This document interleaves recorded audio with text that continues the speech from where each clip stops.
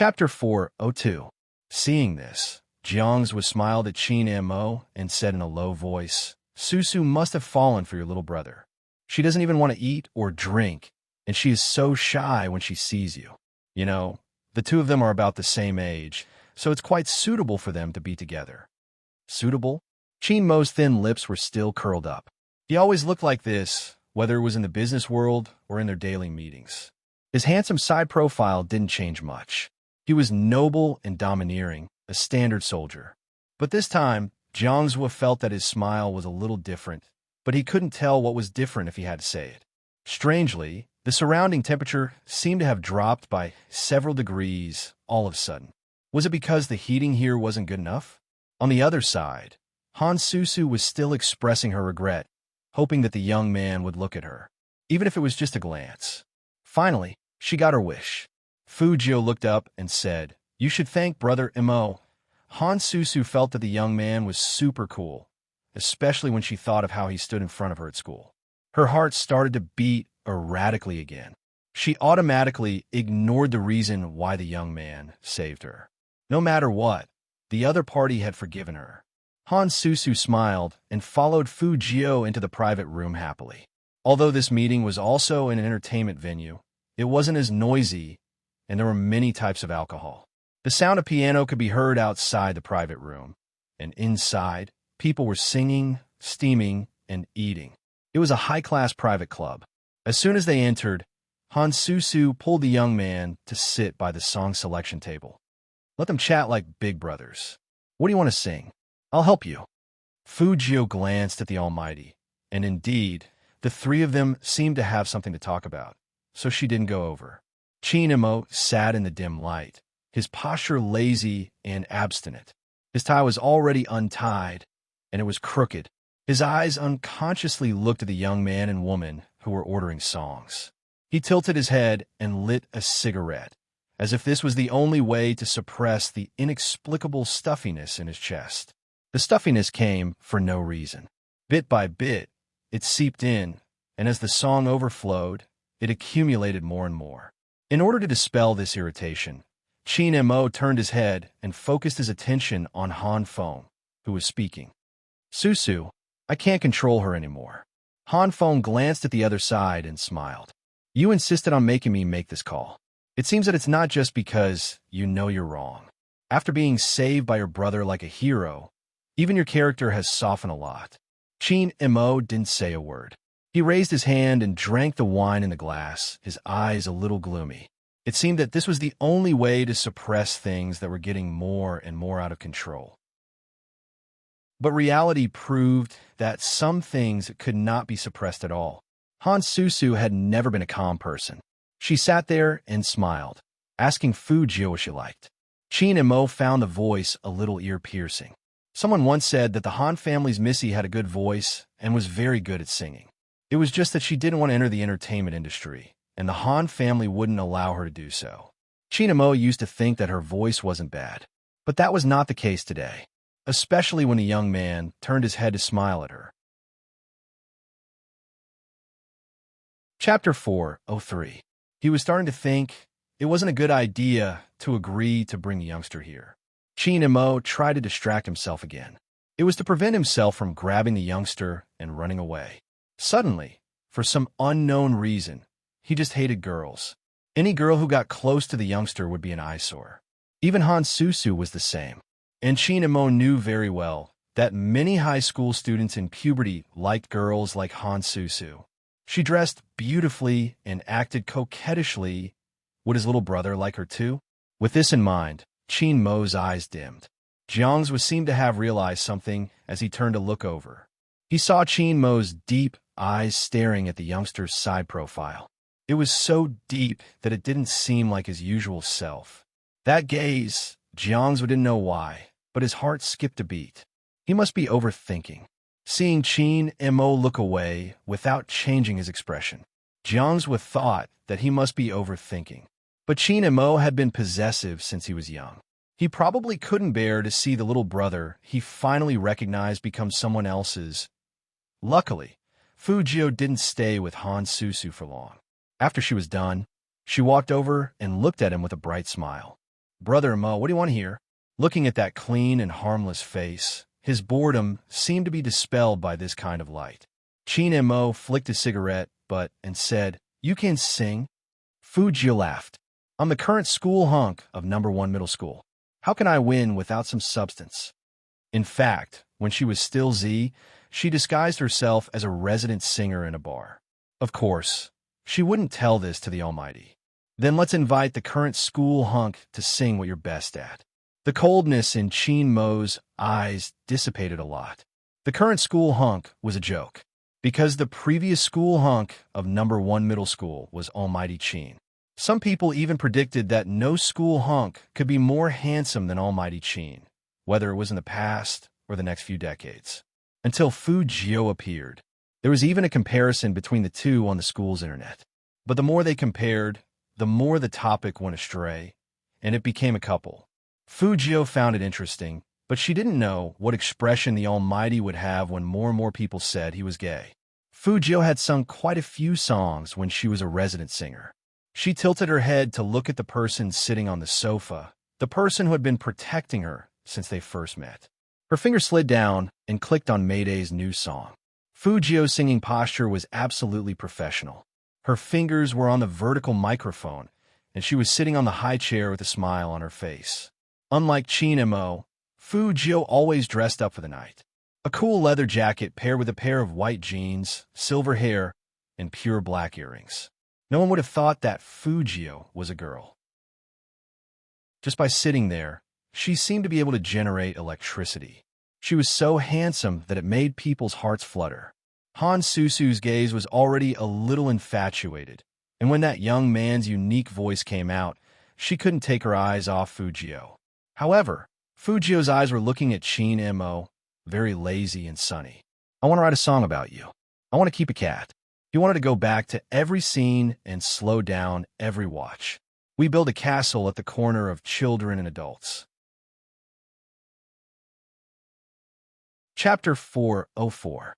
Under the light, the silver-haired youngster held the microphone in his hand and looked at Chin Mo with a smile. His thin lips were very close to the microphone, and all the light in the room seemed to be hitting his lips, gathering into dots of light. "Life can't be longer. Fireworks fall from the corner of my eyes. The world can't be bigger. You stare my smile. Among all the passing scenery and people, you treat me the best." Obviously, this song was sung to Chin Mo. Han phone laughed softly. "Chin Mo, your little brother's really good. He knows everything." Chin Mo didn't speak, still holding the wine glass in his hand. Rather than saying that he didn't speak, it was more accurate to say that the moment the youngster opened his mouth, his eyes never left Fujio's body. Even he didn't know what kind of expression he had when he looked at Fujio. Hidden in the darkness, as if no one else was around, he wanted to take her for himself. Jiang's will watch from aside. His heart that had been thumping just now began to sink. Chin Mo had never looked at anyone like that. Was he thinking too much? Or did Chin Mo really have feelings for Fujio? Jiang's was a smart man. Unlike Chin Mo, he majored in medicine and had seen many people in that circle. He was more sensitive to such things than Chin Mo, plus the onlooker saw things more clearly, so he could see things more clearly. Good brother? Which older brother would look at his younger brother like that? Jiangzhou also knew that some people weren't really gay. Sometimes it was because their personalities were too similar and they were always together. Plus, the youngster's face was so handsome that he could ignore his gender. Chin Mo didn't mind being nice to him, so Jiangzhou was still hesitating if he should point out, because if he said it, Chin Mo might think in that direction, and then he would really be gay. He couldn't bear the consequences of the Chin family ending without descendants. But if he didn't say it, and the situation continued, Chin Mo and Fujio. Wait a minute. Why did he always think that his friend was more likely to be gay in the future? Thinking of this, Jiangzhou was also depressed. He wanted to get the wine glass.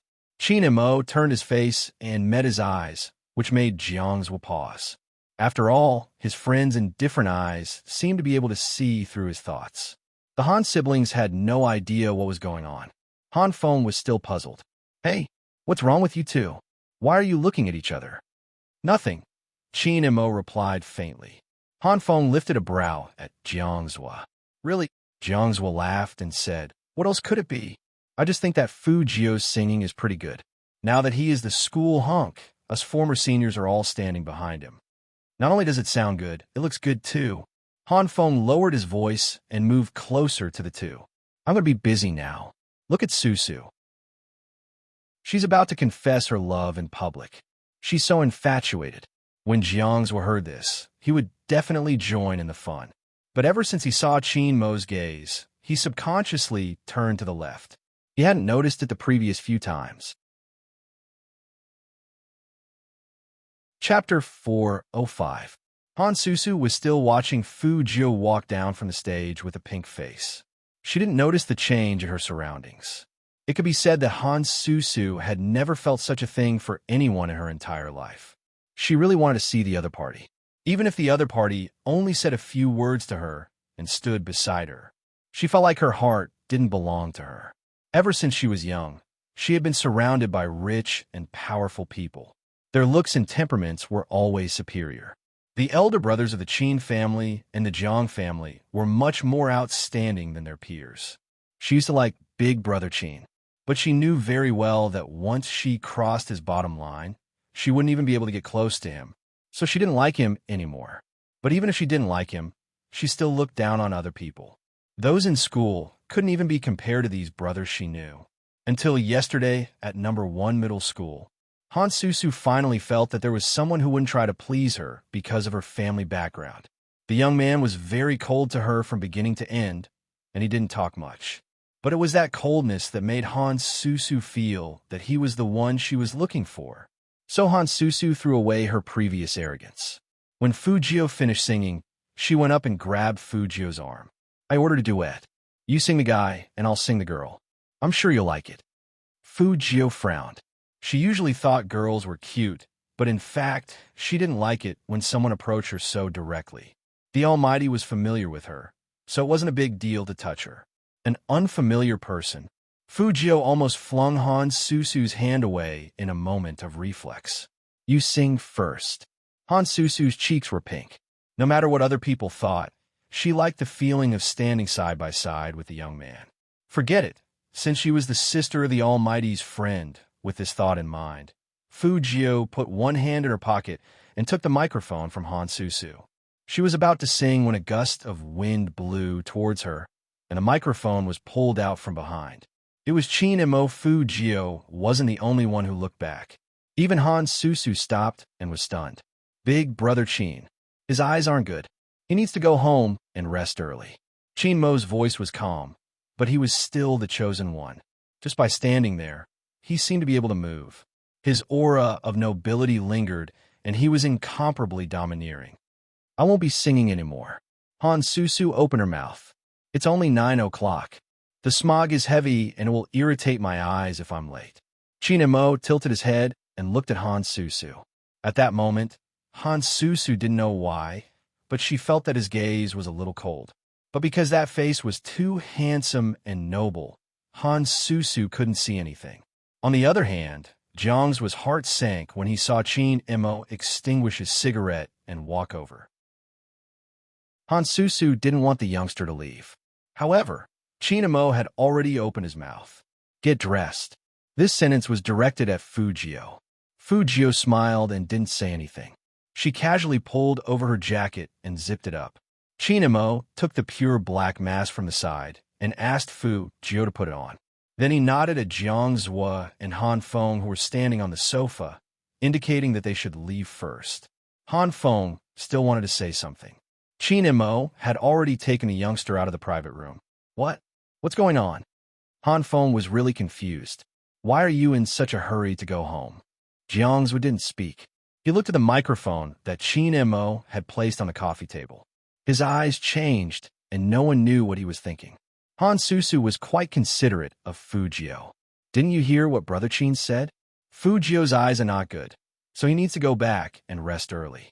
Brother, you heard his singing just now, right? Isn't it very nice? Yes, look at how obsessed you are. Why? Now you don't chase after your Brother Qin and Brother Jiang, but this little brat? Han Feng was still joking. I don't know who said that she doesn't like people of the same age.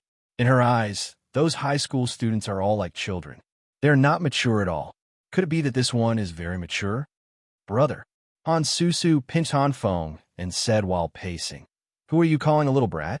You haven't seen him fight. He's so handsome. Also, he is different from the people in school. He is very mature. Otherwise, Brother Qin wouldn't recognize him as his little brother. Do you think someone who Brother Qin likes is bad? Huh? He is at the level of a male god. I thought only those Dahan Appas on TV were your male gods. They are not as handsome as him. You will know when you see him fight." Han Susu's heart skipped a beat when she thought of the scene at the school gate today. Han Feng laughed. "That's strange. If he is so good at fighting, why does Qin Mo protect his little brother like a doll?" When Jiangzhou heard this, his fingers paused. He was still thinking about something else. But Han Feng turned around and said to him, "Swa, you have always been smarter than us. What do you think?" Jiangzhou first looked at Han Susu's blushing face and then at Han Feng's face. He knew very well that he couldn't say his guess, especially not to let Han Susu know. Fujio is also a member of the Supreme Alliance. There are only 2 days left before the National League, and the condition of their eyes is very important to them. When Jiangzhou said this, he didn't believe it himself, but it didn't matter whether he believed it or not. It was fine as long as the Han siblings believed it. But before he left, Jiangzhou still said, "Han Feng, tell Susu to give up. It is obvious that Fujio doesn't like her, and this is not a good match. He doesn't like someone like my sister." Han Feng found it funny. Then what kind of person does he like? Jiangzhou really wanted to say that the key was not what kind of person the young man liked, but whether Qin Mo would make him like someone. But in the end, he held back and put out the cigarette. "Anyway, listen to me. Don't let Susu find Fujio, and don't even think about asking Qin Mo to ask him out."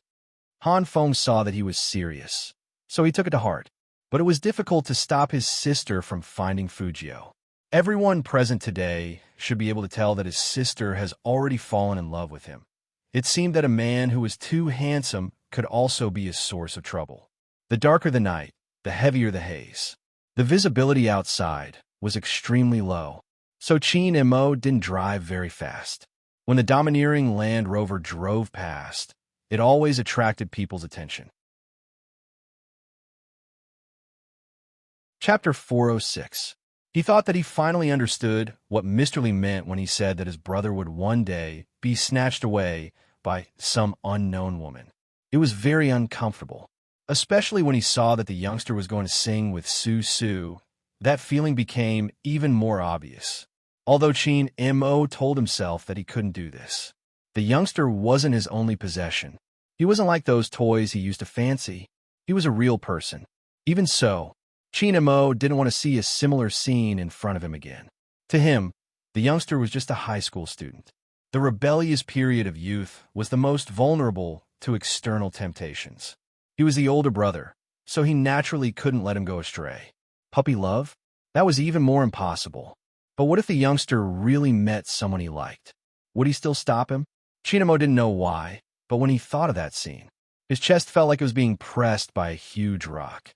It wasn't very painful, and it wouldn't hurt that much. It was just that the pressure made him want to destroy something. Qin Mo thought that he might make a move, even though he knew that it was wrong. But at the same time, he was very clear that the youngster wouldn't do anything to him for a woman. But once he made a move, some things couldn't go back. Qin Mo looked sideways at the youngster with his head tilted. It was probably because the temperature in the car was too comfortable that Fujio felt a little sleepy as soon as she got in. Plus, the Almighty had a calming aura. So Fujio was basically asleep now, but her head was still nodding. Her white-pointed chin was exposed, and the black jacket had a circle of fluff around it. Even when he was asleep, he was still extremely handsome. No wonder so many girls liked this guy. Qin Mo parked the car outside the Fu family's villa, but he didn't drive in immediately. Instead, he turned sideways and unbuckled the youngster's seatbelt. He looked down at Fujio, but he didn't retract his arm immediately. Fujio sensed that someone was approaching, but she subconsciously knew that she was in the Almighty's car and nothing would happen. So she didn't wake up. Instead, She leaned forward as if she were on a plane. Her head fell forward, and she leaned into Qin Mo's side arms. Qin Mo could have easily pushed the youngster away, but he maintained that position and didn't retract his body. Instead, he moved his left hand and held the youngster's face, straightening him up. Fu Jio moved a little and even slowly found a more comfortable position in his arms. She rested the side of her face on his palm, looking very obedient. Like a cat with its claws removed, it was still handsome, but it was also very silly. His silver hair was still curled up. The soft and delicate side profile made contact with his palms, giving him the illusion that his palms were being burned by light. The youngster's soft and delicate face, and the touch made him feel as if his palm was burning. Because of this action, the previous stuffy feeling seemed to disappear in an instant. Qin Mo lowered his eyes, the reflection of the silver vortex in his deep eyes. Qin Mo's Mo had thought, didn't Qin, even if it didn't belong to him. Since he was her younger brother, why should she let those girls snatch him away? Qin Mo raised his hand and ran his fingers through the youngster's silver hair. His expression was cold and noble, like a demon in the dark. Qin Mo raised his hand and ran his fingers through the youngster's silver hair. His expression was cold and noble, like a demon in the dark. He ran to the front of the car. Just as he was about to say something, he saw his young master. His young master was throwing himself at young Master Qin. Just as he was about to say something, he saw his young master actually throwing himself into young Master Qin's arms. At this moment, Qin Xiaodong was invigorated. The smog didn't shock him at all. Nothing could shock him as much as this. No matter how big the blow was, it wouldn't be as shocking as this. Young master, how hard is he going to take things? He is challenging Almighty Qin's endurance time and time again. Qin Xiaodong opened his mouth wide at the stupid scene in the car. Qin Mo saw everything. His deep eyes looked up and met Qin Xiaodong's. His gaze was filled with an oppressive warning. Qin Xiaodong was about to make a sound, but it was stuck in his throat. When he saw Almighty Qin put his slender fingers in between his lips, signaling him to be quiet. Qin Xiaodong could only stand outside the car, not knowing whether to stay or leave. Only then did he realize that his young master was just asleep. Qin Xiaodong heaved a sigh of relief. It seemed like he was overthinking. Of course, the premise was that his young master didn't pretend to be asleep. But Almighty Qin was a bit too gentle, wasn't he? At that moment, Qin Xiaodong remembered the bed photos on Weibo. His eyes widened again. Don't tell me that these two people are already dating? Did Almighty Qin really get turned gay by his young master? Qin Xiaodong was still shocked. On the other side, Qin Mo had already made his move. He retracted his body and pushed open the car door. Then he went around to Fu Jio's side and opened the door on the right. Qin Xiaodong just watched, because he didn't know what to say anymore. Qin Mo bent down with his slender legs and leaned into the car. He put one hand on the side of Fu Jio's body and the other hand under Fu Jio's knees. Almighty Qin wanted to carry his young master out. After realizing this, Qin Xiaodong wanted to say something again, but he couldn't resist Almighty Qin's aura.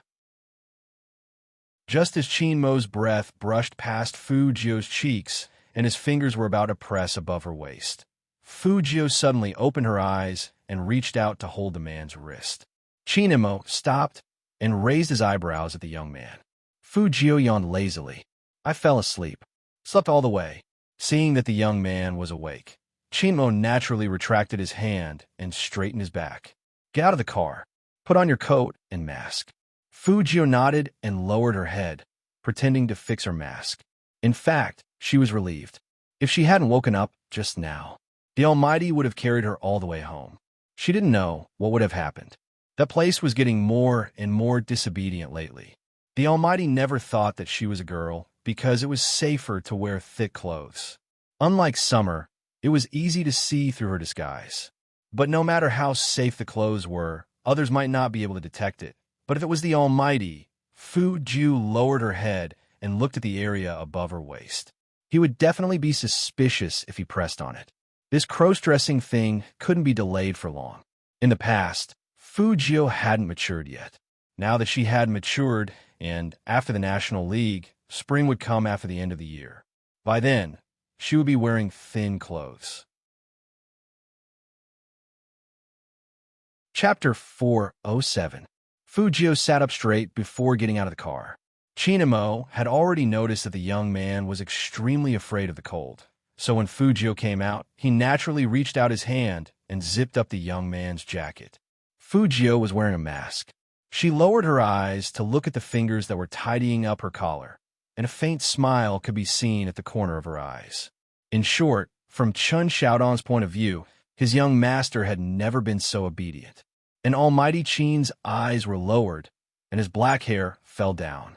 His side profile was so handsome that it was easy to have dirty thoughts, as if his young master was his possession. Chun Xiaodong shook his head, trying not to let his imagination run wild. Fujio didn't think much of it. The Almighty had always been considerate, so she always had the urge to raise an Almighty at home. Unfortunately, Fujio studied Qinmo's face again and didn't know what to do. Is it nice to stare at me all the time?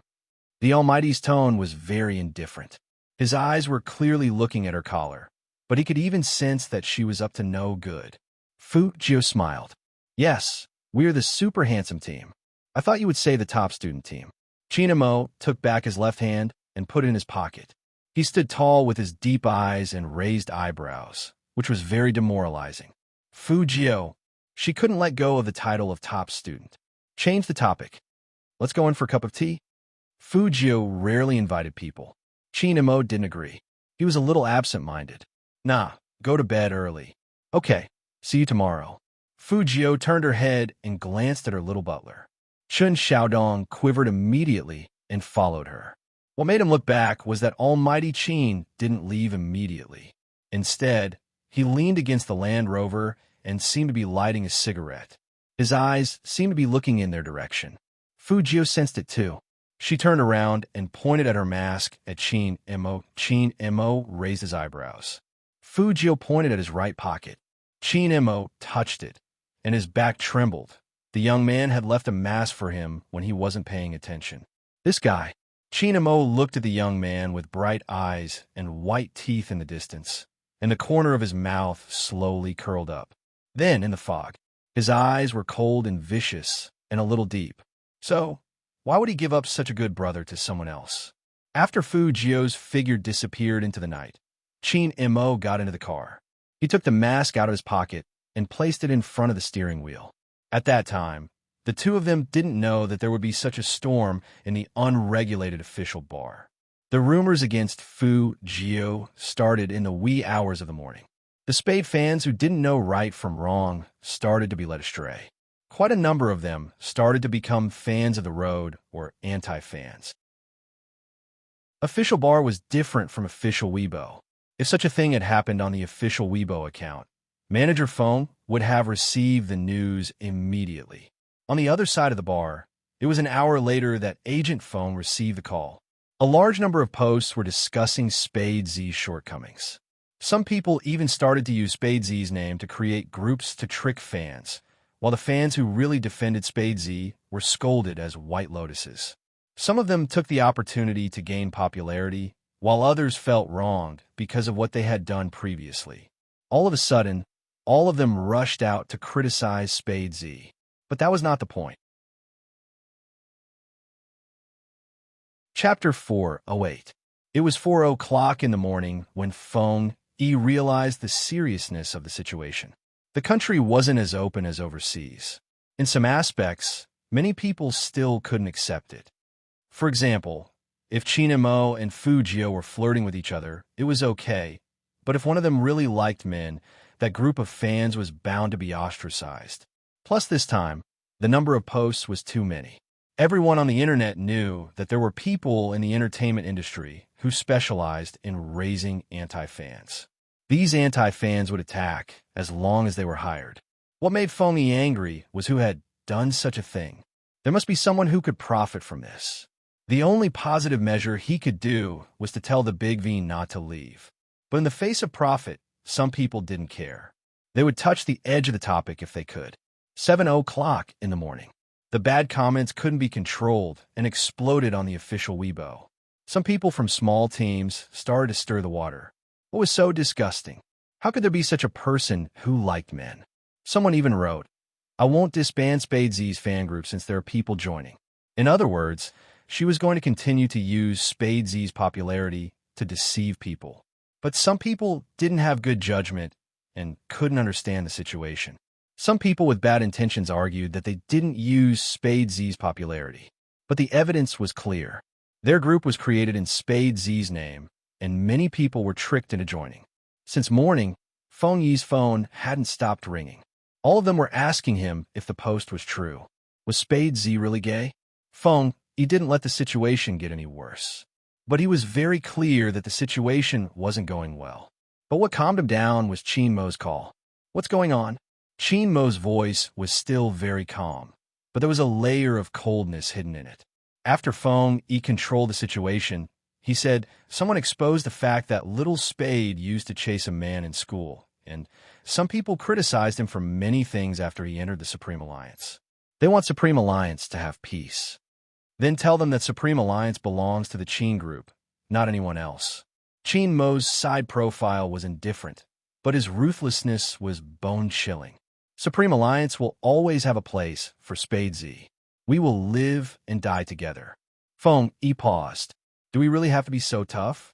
Qin Mo didn't say anything. Even through the phone, he could feel the coldness. Feng Yi understood what he meant. He cleared his throat with difficulty. "I'll make a statement now. It's not just a statement." Qin Mo's eyes seemed to be overflowing with black fog. When his black trench coat was rolled up, he looked like his character in the game, the Grim Reaper. This time, drag out everyone involved. At the headquarters of the Jiang Group, Jiang Zhuo arched a brow. "That's the reason you came over for tea so early in the morning?" "Yes." Qin Mo's gaze was cold.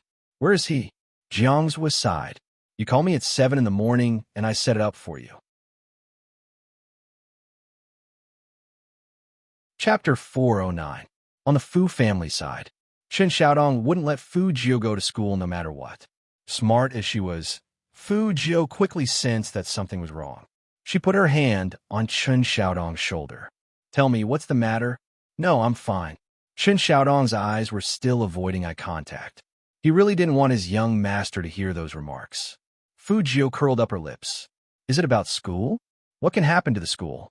Chen Xiaodong didn't realize that he had been tricked. Fu Jiu said, "That's the team's problem." "Chen Xiaodong, give me the tablet." Fu Jiu stretched out her hand, looking very handsome. Chen Xiaodong hugged him tightly. "You, Almighty Qin, said you can't look at these electronic products." "My eyes are fine now." Fu Jiu raised her eyebrows. "Give it to me." Chen Xiaodong shook his head. Fu Jiu smiled. "You don't want to give it to me? You want me to molest you?" Chen Xiaodong's eyes widened. How could young master do this? Even if he was good-looking, young master couldn't eat the grass by his side. Fu Jiu took advantage of this opportunity to take the tablet from Chen Xiaodong's arms. She previewed very quickly. It was almost 10 lines at a glance. Chen Xiaodong comforted Fu Jiu. "Young master, don't take these words too seriously.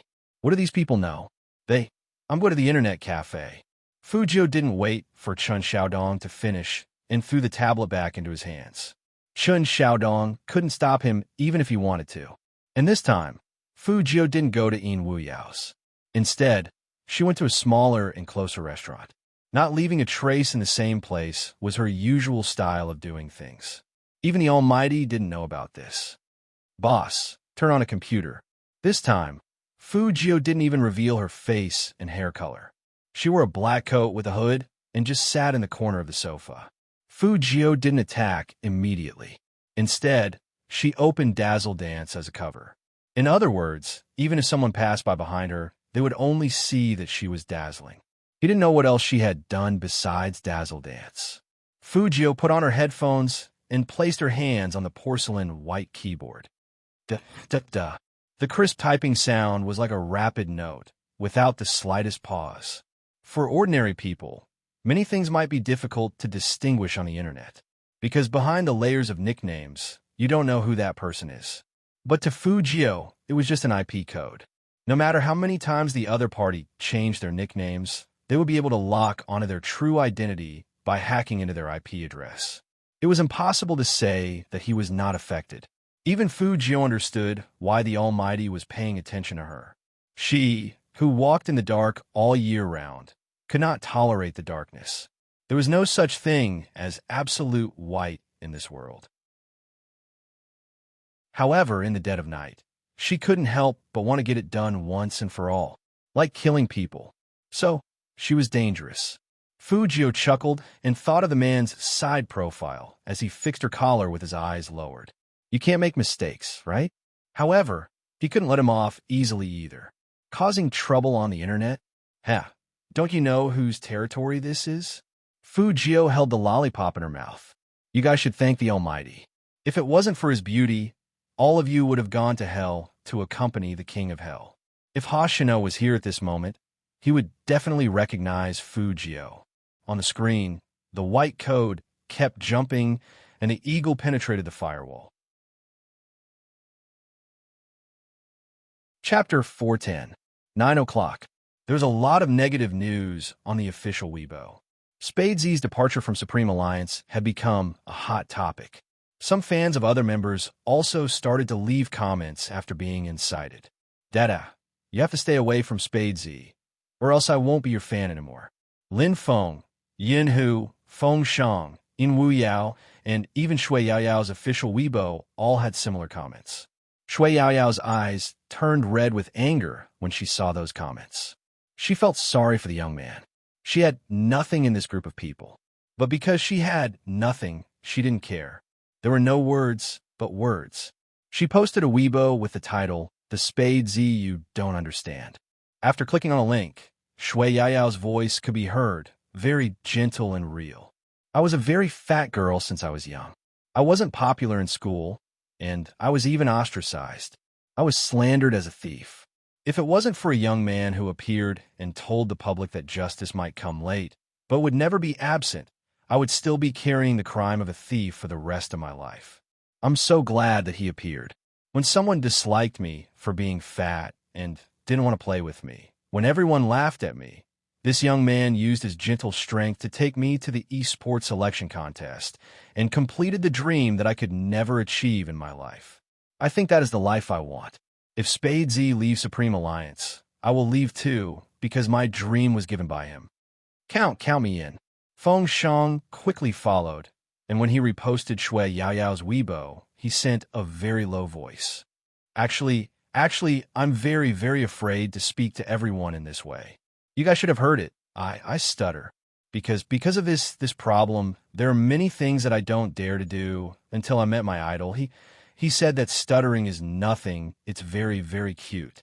And he also likes to call me Baby Feng. If there are people who, because of my relationship with him, they won't be fans anymore, then so be it. In Wu Yao sat in front of the computer with a cigarette in his mouth. He was the least talkative. I came back because someone told me, so what if I'm old? I can still shock the esports world when I'm old. Since this person is going to be forced out, then I'll come back to be the boss of my internet cafe. The voices of the three of them really brought a lot of shock to the fans. Many people were asking if they were wrong. But how could the Cali team ask them to lower their voices at this time? He immediately sent a message using his alternate account. Supreme Alliance will not be threatened by you. You're just 3 rookies, and you have so much to say. Never in their wildest dreams would they have thought that as soon as they said those words, Yin Hu and Lin Feng sent a voice message at the same time, using the same official Weibo. Yin Feng couple. F***CK your grandpa. They're obviously the Feng Yin couple. Lin Feng was still unconvinced. Chapter 411. We live and die together. Just how good was this team member to make all the team members say such words, even at the expense of offending the fans? The Cali team was dumbfounded when they saw the situation. In their eyes, there were many things to consider, especially the feelings of the fans. But how dare the other side go this far? They had indeed miscalculated. How could the Supreme Alliance be an ordinary team that would not stick to their morals just because they were afraid of offending the fans? Funny. It wasn't easy for them to be standing here. Because it wasn't easy, they had a bottom line. As Yin Hu said, if a team couldn't even be grateful, then the team was finished. Mountains and rivers. The National League. They must go together, no one missing. Because of this voice message, the wind on the internet began to change. People's hearts were made of flesh. Even if they couldn't see right from wrong, they would still be moved by the Supreme Alliance's behavior. The members of the Cali team threw the mouse and were still indignant. Damn it, that Spade Z was almost killed. Should we post another thread? Just as the other person was about to speak, a voice suddenly rang out. No one knew what happened to the internet celebrities in the industry. But at the same time, they posted on Weibo. The title of the Weibo was the same. Come and see what the Cali team's alternate accounts have done. Almost instantly, this Weibo post was reposted like crazy. How could they not repost it? The same IP was divided into many accounts. First, they pretended to be Spade fans and posted on the official forum. After that, they changed to another account and complained that their posts were deleted. Even the fake Spade fan group was created by them. Why did everyone know so clearly? Because the publisher was very considerate. When posting the pictures, he marked everyone with the same IP address with a red arrow. The most shocking thing was that there was a voice message on it. The content of the voice message was, "Damn it, that Spade Z was so close to dying. Should we post again?" It was a clear conversation, and even the voice could be heard. It wasn't like the Cali team hadn't broadcast before. Even if their fans wanted to speak up for them, they didn't have the face to say anything. He had been caught red-handed. The two members of the Cali team didn't know that their computers had been hacked. They didn't know about this Weibo post until someone commented on them. The moment they heard the voice message, their faces turned pale. "Who is it? Who recorded my voice?" One of them subconsciously shouted. But when she looked back, everyone here was their content staff. How could they possibly harm themselves? Then how did this voice recording get released? At this time, in an internet cafe street on West Street, the black-masked youth's fingers flew across the keyboard, and several computers around her entered a state of attack. Even the owner of the internet cafe didn't know when his machines had been charged and started operating. How strange. As his voice fell, Fu Jiu put on the hood of her coat and stood up from the chair. Chapter 412. F***CK. The owner of the internet cafe didn't know what was going on. He kept hitting the computer mainframe. Fu Jiu had already walked out of the alley. The trend on the internet had completely changed. But the Cali team was shameless to the extreme. They didn't want to admit it, even after being exposed. Maybe they were confident that they wouldn't be responsible for what they said on the internet. But was it true? Not necessarily. Don't treat everyone as fools. Some people were indeed confused, but that was only a very small number of people who had bad values. Under the trend, everyone asked the Cali team to come out and apologize. They used my Big Spades name to build a fan group. They said they were supporting me, but they were actually slandering me. Who gave you the right to be so arrogant? One person with multiple accounts just to make my Big Spade leave the Supreme Alliance. What good scheme. Such a team doesn't have the qualifications to participate in the national competition. What a sharp contrast. Look at the Supreme Alliance, and then look at you. You're all esports players. Can't you just play games? Why do you have to harm others? Upstairs, you don't understand. First, they used Spade to attract fans, and then they drove Spade away. In the end, they were the ones who benefited. I saw the screenshot and listened to the recording. How despicable. I only have one word for the Cali team. Get out. The girls who refused to admit it didn't even dare to turn on their computers after being bombarded with comments. What's wrong with this group of people? I also saw that they are not Spade Z's fans. Does this have anything to do with them? Only an idiot would ask such a question. Perhaps the Cali team would never understand it. Anything that touched the bottom line, people would always stand on the side of justice. It didn't need anyone to organize it, and it didn't need to be anyone's fan. It was human nature. Who didn't have a passionate heart? Except for Lioli and the others. Captain, what should we do now? If this goes on, my live broadcast tomorrow will be terrible. Things had come to this point, and there were still people thinking about her live broadcast. Lioli's eyes were gloomy. After all, She had always been the queen of otaku. She had never been scolded like this. It was all because of Spade Z. That recording, how did it come out? Thinking of this, Azure threw the mouse heavily. A loud bang was heard. The whole club fell silent. The members didn't dare to speak. Leoli took a deep breath, fiddled with her long hair, and said, "Apologize." Apologize? How could he apologize for such a thing? Once they apologized, they wouldn't be able to compete anymore, right? Leoli looked at the faces of the whole team and said slowly, "Now that things have happened, someone has to take responsibility. Since we accidentally said something wrong and were caught red-handed, we should apologize publicly for the sake of the Cali team." At this moment, the entire team finally understood what their captain meant. What Leoli meant was that whoever released the recording on Weibo should apologize. In other words, they had to sacrifice the two of them for the benefit of the entire team. The two girls who hated Fujio so much just now were stunned. They couldn't believe their ears. "Captain, you were the one who said we could." Chapter 413. Then, she glanced at the whole team. "I think everyone has the same idea as me. After all, the National League is coming. Or do you want all of us to leave with you? That's impossible." "Yes, impossible." Someone walked over and said, "Go and apologize if you're so careless." "That's right. Don't drag us down. We still have to compete." The two girls really couldn't describe their feelings at this time. They never thought that their team members would use the method they used on Spade Z to deal with them. It was obvious that everyone had done this together. Why did they say that they were dragging everyone down? Just because their voices were recorded? "You, I want to apologize." One of the girls shouted, "If you want to apologize, everyone should apologize together." Leoli stood at the side, her face expressionless. "That's not up to you. Turn on the computer. The account should be automatically logged in." At this moment, the two girls realized that they had to do it, because from the moment the accident happened, not only their captain, but also their teammates who were good friends had decided to make them the scapegoats to take the whole thing. That's right. How could they have forgotten?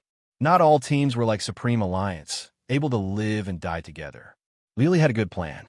After the two team members released the news, she went on Shangwon Weibo. Only then did she go on Shangwon Weibo.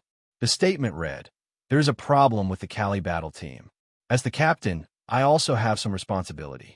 I didn't realize in time that there would be such people around me. Now, I have removed the problematic members from the Cali battle team. I have also set up evidence." It had to be said that Leoli's move was beautiful, because soon there would be people comforting her. Even some of Spade Z's fans felt that she didn't have any responsibility for this. This attitude was very good. But was it really like this? Obviously not. But Leoli still missed one point. Yun had already said in the message that Almighty Qin was busy with other things. Since he had decided to make a move, of course, he wouldn't let it go. It was almost 10 o'clock. In a Starbucks coffee shop in a shopping mall, a person was still looking down at his phone and computer.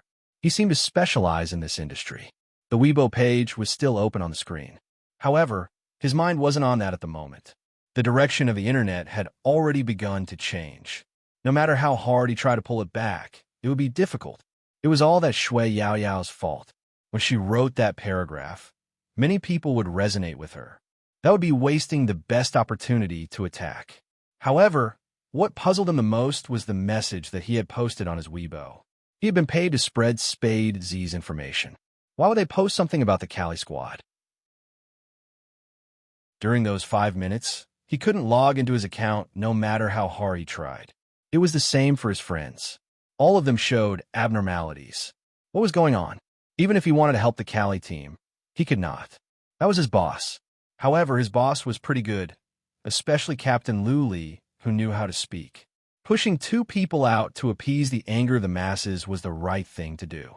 Looking at the storm on the official Weibo account that had basically subsided, the man picked up the phone and glanced at it. Strange, why isn't the big client here yet? As soon as he finished speaking, there was a swoosh. The chair in front of him was pulled out.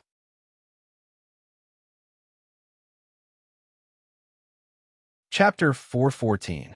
The moment the man looked up, he wanted to run. But how could Qin Mo let him run?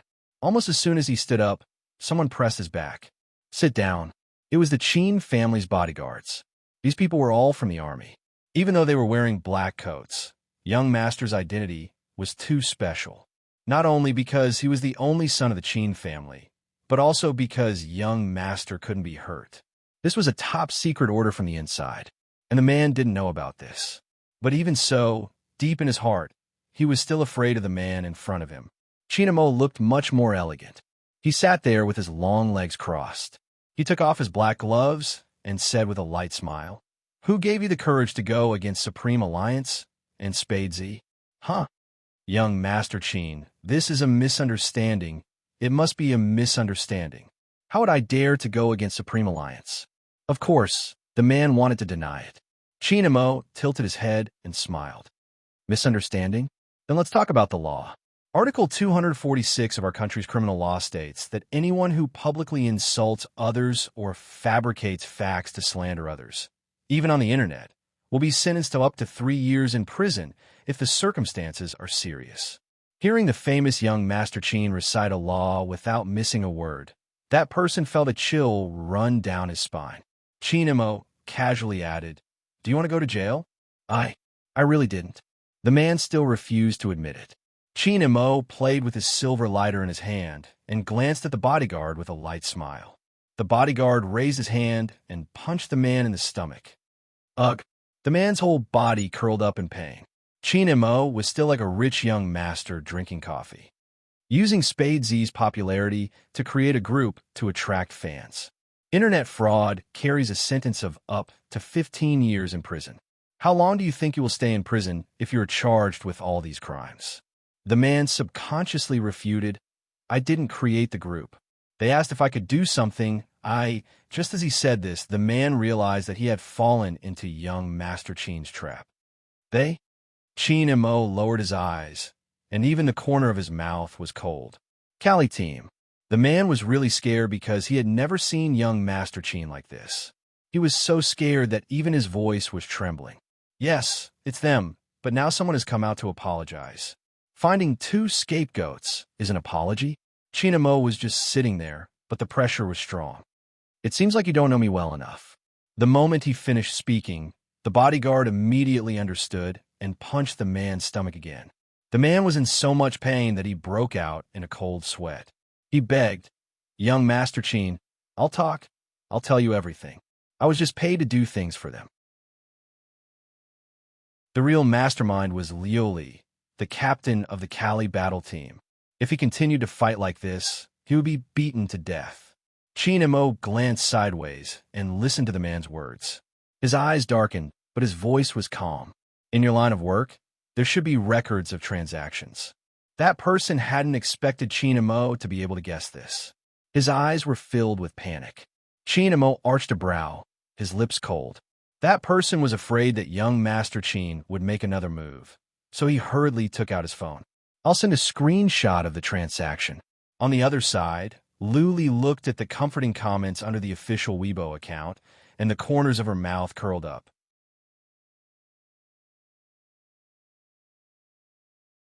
Chapter 415. That was a chat record between her and an internet hacker. It was clearly written that she wanted to hire him to deal with Spadesy. And there was also the payment amount.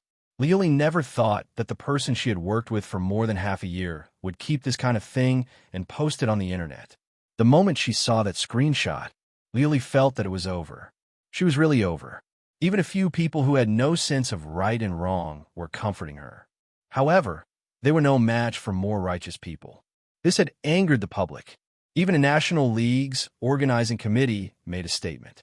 In response to the fact that some teams used bad means to slander others, the organizing committee has decided to disqualify all members of the Cali team. Esports is supposed to be a place where strength speaks, not these shameful thoughts. Disqualify all members. That meant that even if they were no longer in the Cali team and went to other places, they could no longer participate. At this moment, the club was completely silent. Everyone slumped down in their seats, their faces pale. Especially Liu. She was so angry that her first reaction was to call that person. "Hey, what the hell is wrong with you? Don't you have any professional ethics, F?" I'm Chinamo, just 4 words, and Lioli's voice was stuck at her throat. Almighty Chin, how? How could it be him? Lioli's face was drained of all color in an instant. There was no situation more embarrassing than this. Everything she did was for this man. But now it was also this man who dealt with her, and he knew all her dirty side. Lioli almost felt that the man did it on purpose, purposely picking up her call. Listen, this is just the beginning. Chinamo wouldn't talk to this kind of woman. He hung up the phone and threw it back on the wooden table. That person smiled fawningly. Young Master Chin, look, I told you it was all because of her. Chinamo glanced at him. Arrest him and take him to the police station. Young Master Chin, that person's eyes were wide open, and he still wanted to struggle. Chinamo had already stood up and walked out. Jiangzhuo was standing outside. When he saw Chinamo walk over, he extinguished his cigarette.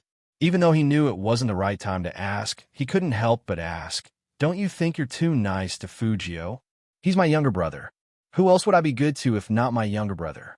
Chinamo turned his head and looked at his good friend with a deep gaze. Jiang's expression turned serious.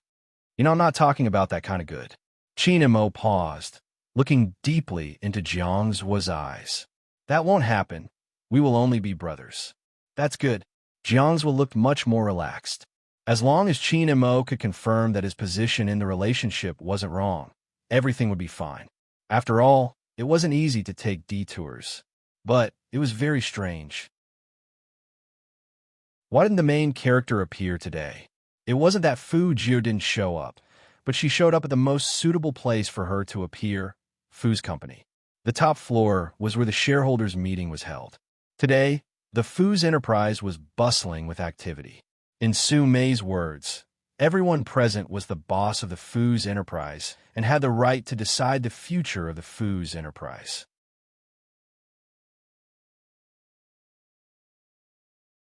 Chapter 416. As we all know, the Fu Corporation is in desperate need of fresh blood to improve its brand. Su Mei was dressed in professional attire, looking very elegant. The esports industry, including the peripherals of the esports industry and online live streaming, all of these are immeasurable profits. It's a pity that our generation is old. Even if we have the advantage in making decisions, we still don't understand what the users really want. That's why I asked old Fu to hold this shareholders meeting. If Ximing takes over the Fu Corporation's new industry, I believe he will guide the Fu Corporation in the right direction. After the shareholders heard this, they all expressed their agreement. Young Master Fu is indeed capable. Many people like him playing games. He has already joined a team from another province and will appear in the National League. This way, he will bring a lot of popularity to the Fu Corporation. The sooner the company has a general manager, the older people like us can relax. 3 of the shareholders were related to Su Mei, and one of them was Su Mei's younger brother. Of course, they would agree. There are also a few small shareholders who didn't care. They just needed to wait for the dividends. After all, in their eyes, the Fu Corporation would belong to Fu Ximing sooner or later. Even if He Honghua had shares, it was useless. She couldn't do anything with only 25% of the shares. Fu Zhongyi was different. He had 45% of the shares, and Su Mei's younger brother had 15%. It was obvious who the Fu Corporation belonged to. But there were still 2 old antiques who didn't agree with this. They had come together with He Honghua and Fu Zhongyi. They knew that if He Honghua hadn't sold all her assets, the Fu Corporation wouldn't have existed. Fu Zhongyi was ungrateful, but they didn't forget. I don't agree. The Fu Corporation is different from before. We have to consider all aspects. Who is on the Fu family tree and who should be the manager of the Fu Corporation? It will sound good if others hear about it. Su Mei had already expected these 2 stubborn old men to say that. She first glanced at He Honghua and said, "You 2 are right. However, if Sister Honghua's son could make a name for himself, I wouldn't let Ximing come to the company." Now, there was a rumor going around on the internet. How could a boy chase after another man? He did join the Supreme Alliance, but I'm guessing that after today, Jill will be kicked out. So how can he be the manager of the Fu Corporation with such an immoral image? Before He Honghua came, she had been prepared to let Su Mei humiliate her. She was also very clear that things were not the same as they were in the past. Since the secretary was the mistress, she would not have the right to speak at the shareholders' meeting. It was a very straightforward reason, because her shares couldn't compare to Fu Zhongyi's. As for Fu Zhongyi, Yanghua had long given up on such a man, but she knew better than anyone how obedient her Jiao was. She couldn't stand anyone splashing dirty water on her child. This was a mother's nature. Who are you calling immoral? Yihonghua's round body stood up, and she smiled coldly. You are a mistress. Do you have the face to talk about others? Sume immediately shrank back. Yihonghua clearly didn't do anything to her, but it was as if he had been hit by Yihonghua. Fu Zhongyi couldn't bear to let her go. He stood in front of Sume.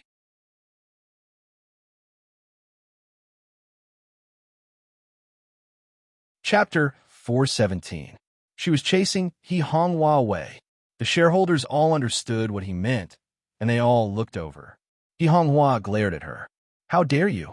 Sister Honghua, I call you sister because I respect you. But if you don't want this respect, I can only ask the security guards to escort you out. Sume was pitiful. How can the shareholders' meeting be held if you yell at me like this? This is the company, not the countryside. If I don't ask you out, we can't continue. Yihonghua was so angry that her chest hurt. I still have shares in the Fu family. Why can't I sit here? Yes, we all know you have shares. Sume pretended to be very reasonable. That's why I invited you to this shareholders' meeting. I've asked you many times to return the shares to Zhongyi. It's fine for us to buy them, but you always disagreed. Now that there are personnel decisions in the company, of course the major shareholders have the final say. The 25% shares are the tens of thousands of yuan that you took out when the company was first established. Sister Honghua, you can't always think that you can do whatever you want just because of a few tens of thousands of yuan. That won't do.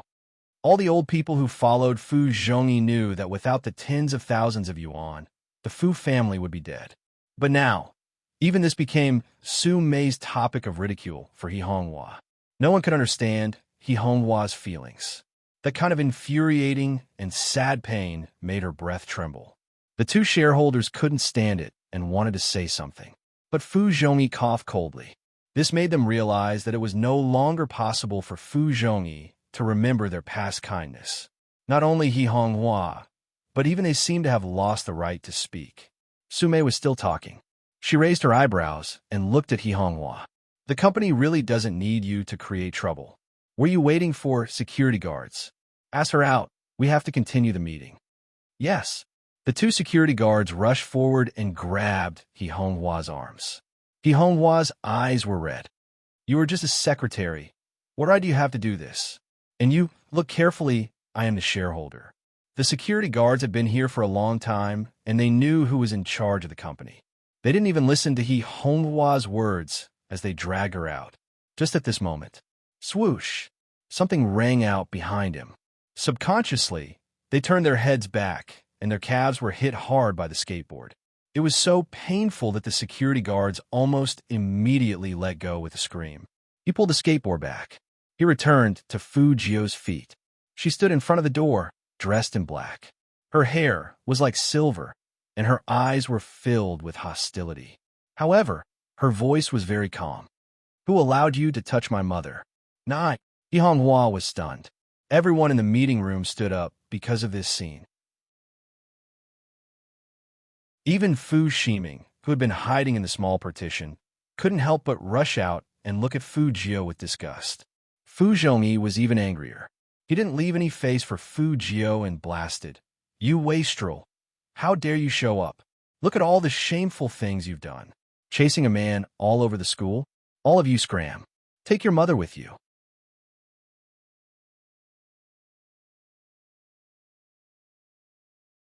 Chapter 418. Sume knew how to behave. She quickly grabbed Fu Zhongyi's arm and tried to calm him down.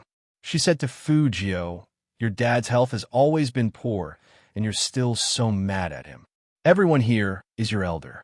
It's fine if you're rude, but you even brought a skateboard here to hurt people. This is not a place you should be. Auntie advises you to leave. Otherwise, it won't be good for you and your mom.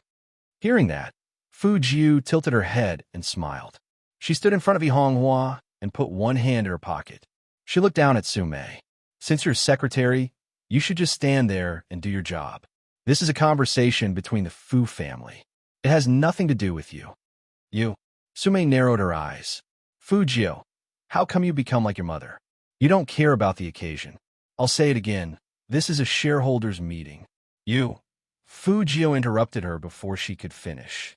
She was playing with a USB in her hand, and her voice was very calm. It is precisely because this is a shareholders' meeting that I am warning you to do your job as a secretary. Otherwise, get out of here, you unfilial son. Fu Zhongyi heard Fu Jiu's words and became even more ruthless. Call security. Call all the security guards downstairs. Do you think this is a place where you can cause trouble? Su Mei's face turned cold, and her eyes were filled with coldness. No one had ever told her to get out of here. This peasant bun, if she didn't teach him a lesson for a few days, he would forget who he was.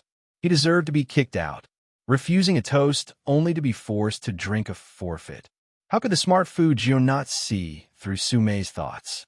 But she acted as if she didn't see or hear Fu Zhongyi's words. She walked over to the long table in the conference room. Then, she reached out and knocked on the back of one of the chairs. That person was none other than Su Mei's younger brother, Su Xing. What do you want? Fu Jiu, what the hell do you want? Fu Ximing's arrogant little face was full of venom after seeing his actions. In contrast, Fu Jiu's expression was much more indifferent. I want to ask your uncle why he has the right to sit here. Fu Jiu, Su Mei said again. Su Xing is one of the shareholders of Fu's enterprise. You should call him boss, Su, when you see him. You shouldn't talk to him like this. Yeah, how can you talk to President Su like that? That is to say, this Fu Jiu really followed Yi Honghua in death. No matter what, he was born in the countryside. Even if he is rich now, he can't change his bad habits. Luckily, Ximing is in the Fu's enterprise. The two shareholders looked at Fu Jiu with disapproval. They didn't have many shares in their hands, but they always defended the Su family. Su Xing also sneered. That's enough, Mr. He. Hurry up and leave with your brainless son. We don't want to always be a joke. Every time the shareholders' meeting was held, Yi Honghua would receive all kinds of ridicule. She would always clench her fists and tell herself that she had to endure for Jiu's sake. But now, Jiu was standing in front of her, that group of people. Yi Honghua couldn't stay any longer, not because she couldn't stand it, but because she was afraid that Jiu would be wronged. But just as she was about to reach out her hand,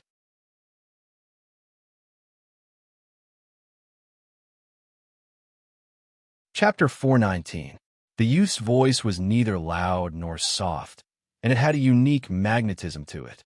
It was very nice, and it didn't sound like the country bumpkin Fu Jiu's voice at all, but it was just one sentence. This caused Su Xing's entire body to tremble, and even his expression to change. He, who was originally stained with the smell of alcohol, now looked a little shaky. Where was his previous steady appearance? Fu Jiu laughed, but her eyes were cold. It seems that CEO Su has remembered. You, impossible, it can't be you. Su Xing's lips were pale. Su Mei immediately felt that something was wrong. What do you mean it can't be him? Xing, what's going on? No, nothing happened. Su Xing's gaze was evasive. Fu Jiu slowly pulled out the leather chair and sat in his previous seat. She looked at Su Mei and said 6 words handsomely. That's it. That was a seat that only shareholders were qualified to sit in. It couldn't be what she thought. How could this be? Xing, say something. Su Mei couldn't hold it in any longer. Su Xing stuttered and didn't dare to look at her sister. Finally, she pointed at Fu Jiu angrily. You did it on purpose. You set me up, didn't you? Otherwise, how could I have lost so much that day? In the end, when he lost, he impulsively mortgaged his shares just to get his money back. He wanted to mortgage it first and then redeem it, but he didn't expect that the other party wouldn't return the shares to him. Su Xing thought that the other party was dissatisfied with the price, so he planned to negotiate again today. How did this kid become the shareholder? Fu Jiu crossed her long legs, looking vaguely like a CEO. Boss Su, that's too much. Did I hold a gun and force you to gamble? You are the one who did not take the shares of Fu's enterprise seriously and mortgage them as you please.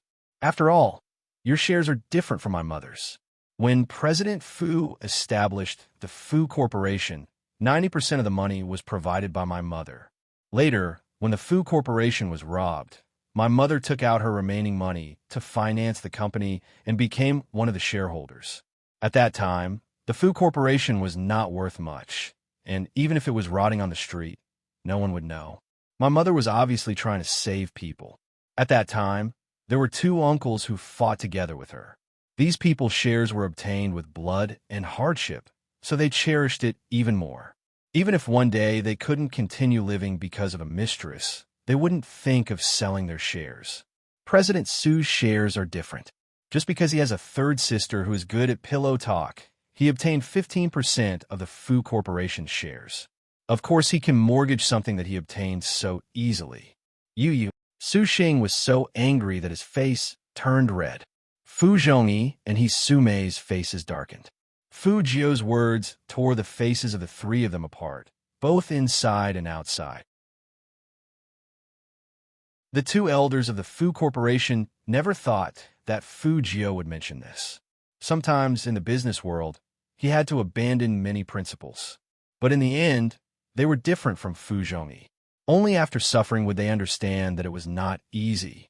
Only by living up to the people of the past could they live with a clear conscience.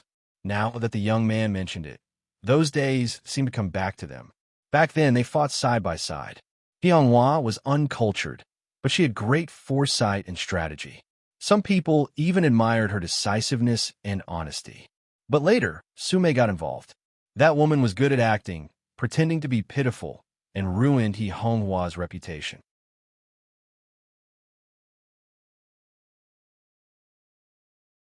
Chapter 420. But who said that a village girl was destined to be incapable? Capability could never be determined by education or family background. At that time, they were so focused on their work that they didn't notice it. By the time they realized it, it was already too late. Fu Zhongyi was determined to protect Su Mei. As small shareholders, they couldn't say anything. They thought the result this time would be the same as the previous years. But what they didn't expect was that there would be such a twist. In fact, even He Honghua herself was stunned. "Jiu, you asked me for money 2 days ago to buy shares." "Yes." Fu Jiu chuckled. "I bought it for you as a birthday present. What do you think, Mom? Are you satisfied with this birthday present?" Of course, Fu Jiu wouldn't tell He Honghua that targeting Su Xing was a plan she had ever since she got her computer out of the hospital. But she had to wait for the right time. And the day she came back from Tokyo was the perfect time. Gamblers couldn't quit gambling for the rest of their lives. She and the Almighty used all the money they earned from clearing games to set up this trap. The Su family members who bullied He Honghua. How could she let them be free and unfettered? It was just that every mature hacker would leave no trace when they killed someone. Fu Jiu was the same. Her plan was meticulous. Every word she typed was a trap. That was her. Even Interpol couldn't do anything about it. Hacker Z. He Honghua looked at the youngster in front of her, and her eyes turned red. Birthday present? So, this was how it was given. She was Geo, really. Mom likes it very much. He Honghua sniffled, and her cheeks were puffed up. Fu Jiu shook her finger. It can't be just this. As she spoke, she stretched out her hand and turned He Honghua's body to face Su Mei, who was standing opposite them. She raised her eyebrows handsomely and said, "Mom, come on, let's play something more fun. Didn't the mistress just kick you out? Now use your status as a 40% shareholder to make her scram." Su Mei's face turned pale instantly. She clenched her fists. "Fu Jiu, your mom doesn't have this right." "She does." Fu Jiu's voice was calm. 40% shares is enough to kick a secretary like you out. Or do you want security to kick you out? Su Mei bit her lips tightly, as if this was the only way she could control her emotions, which were on the verge of losing control. She couldn't just go out like this. There were more than 100 employees in the Fu Corporation.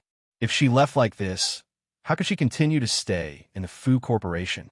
Su Mei had no choice but to look at Fu Zhongyi with tears in her eyes. Fu Zhongyi's heart ached. He turned to Fu Jiu and said, Who dares to touch the security guards? So what if I have 40% of the shares?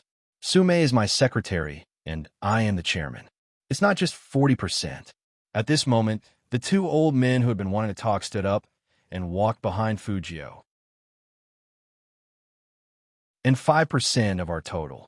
In that instant, even Fu Zhongyi's expression changed. You guys' loyalty, one mustn't forget one's roots. Those were the exact words of one of them. But Fu Zhongyi didn't listen. He felt like he had been betrayed, and he looked at Fujio in exasperation. You've really grown up. If I knew that I would raise an ingrate like you, I might as well feed my money to the dogs. Zhongyi, don't be angry. Sume was still pretending.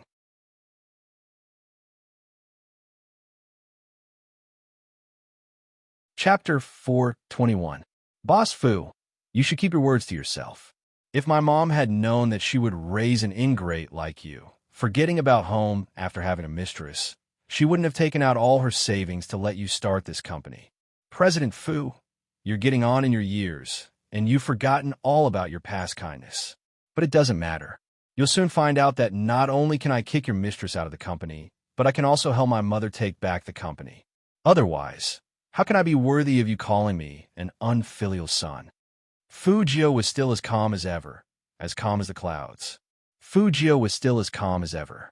You. Fu Zhongyi covered his chest with his hands, feeling all the blood rushing to his face. Fujio wasn't worried about this scumbag. She put her fingers on He Honghua's shoulder again and smiled devilishly. Come on, Mom, let's continue playing the game. I don't need you. I'll leave by myself. Sume knew that she had to leave even if she didn't want to. Her fingers were almost numb from her pinching, but there was nothing she could do. It was better to leave by herself than to be forced out by the security guards. But she didn't expect that she would be the one to be kicked out instead of He Honghua. This was a humiliation that Sume had never experienced before. However, the young man didn't seem to want to stop. Secretary Su, how can you leave by yourself? Take your son and brother with you. We're having a shareholders' meeting, not a family banquet. Fu Ximing was about to explode when he heard this. Who do you think you are? Who do you think you are? Fujio was still smiling, but she gave off an icy aura. As a shareholder, I'm warning you to leave immediately. Fu Ximing still wanted to say more. Fujio didn't waste time. She pressed the phone on the conference table. Security, come in. Seeing this, Sume had to pull Fu Ximing over. Mom, look at his arrogant face. I'm not leaving. Why should we leave? Shut up. Sume growled. She looked at her baby son, took a deep breath, and said in a low voice, If you don't leave, do you want the security guard to kick you out? You're the second young master of the Fu family. Even if you're kicked out, you have to walk out by yourself, understand? Fu Ximing clenched his fingers. I can't take this lying down. Not to mention Fu Ximing. How could Sume just swallow it? But couldn't she swallow it? This was a shareholders' meeting. Fujio was a shareholder. Sume used to rely on this advantage, but she didn't expect that she would suffer a loss because of this.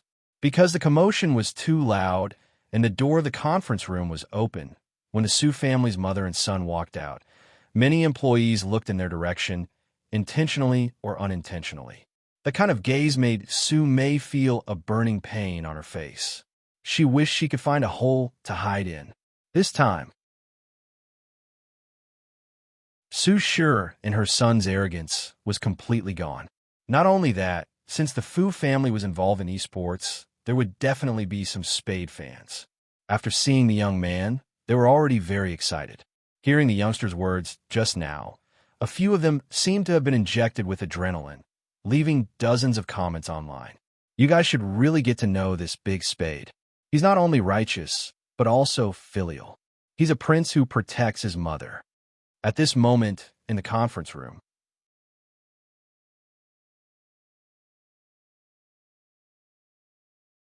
Chapter 422. How could Fu Zhongyi attend the next meeting? It was already good enough that he didn't need to take the pill. He was so angry that he was trembling. But Fu Zhongyi was a man who had gone through thick and thin. Soon, his eyes darkened and he looked at Fujio. He didn't look like he was looking at his own child, but more like he was looking at his enemy, wishing he could cut off her flesh and remove her bones. Needless to say, The contents of the meeting were obvious. Even though Fu Zhongyi had the most shares, there were still a few small shareholders on his side. But the appointment of personnel in the company was no longer up to him. In the past, Fu Zhongyi had allowed Su Mei to kick He Honghua out of the company, leaving her with only the shares and not allowing her to show her face in the company. This was to completely remove He Honghua. But now, Fu Jio was returning the favor. The illegitimate son wanted to be the general manager. As a shareholder, not only would she not agree, but she would also ban the illegitimate son's mother from the company. From that day onwards, the decision-making power of the Fu Corporation was no longer concentrated in Fu Zhongyi's hands. Everyone in the Fu Corporation knew that the huge change in the ownership of the Fu Corporation 10 years ago would probably happen again in another 10 years. The nouveau riche that they used to look down on actually made such a move. The two shareholders who had always supported the Su family didn't expect this. So when the meeting ended, they looked at Fu Jio with unfriendly eyes. But Fu Jio just stood there, dressed in black with silver hair. For some reason, she exuded a noble aura. This was simply the welfare of female employees. Did you see that? That's our young master from the Supreme Alliance. I heard he's really good. He's not just good, he's the FC king in Zone C. He's skilled and has a good character. The person who said this was definitely a fan of Spade Eye. Of course, there were still many people who didn't play games. But even so, looking at the youngster's demeanor and the way he held the skateboard, he was so handsome that they became his fangirl in a matter of minutes. Someone said, "This person has changed a lot. He wasn't like this before. You guys were too far away and didn't hear it. Who knows who will be in charge of the Fu Corporation in the future?" The employees couldn't be blamed for talking. After all, who would have thought that the youngster side would play such a good card for such a big change? Just like that, He Honghua was still a little confused when she got into the car. But she also realized that her Jio had changed a lot. It was a good thing that the child had become more mature. But, Jio, tell me honestly, how many things are you hiding from me? He Honghua turned her head, her round face very serious. Fu Jio's fingers paused, and she chuckled. "Mom, why would I hide anything from you?" "Then why did you?" He Honghua hadn't finished. Fu Jio turned around and placed the skateboard in the back of the car. "Brother Mo taught me. Almighty, I can only borrow it from you." "Chin Mo." He Honghua's eyes widened. Jio," she said. "Hua." He Jio," she said. "Fu to say. Hua, she, and Hua. She is to say to was, but she had thought. He Honghua thought it made sense, but she immediately retorted, "My Jio isn't stupid." Yes, she isn't," Fu Jio replied. She took out her phone and sent a message. The message was about transferring money to the casino where the boss of the Su family went.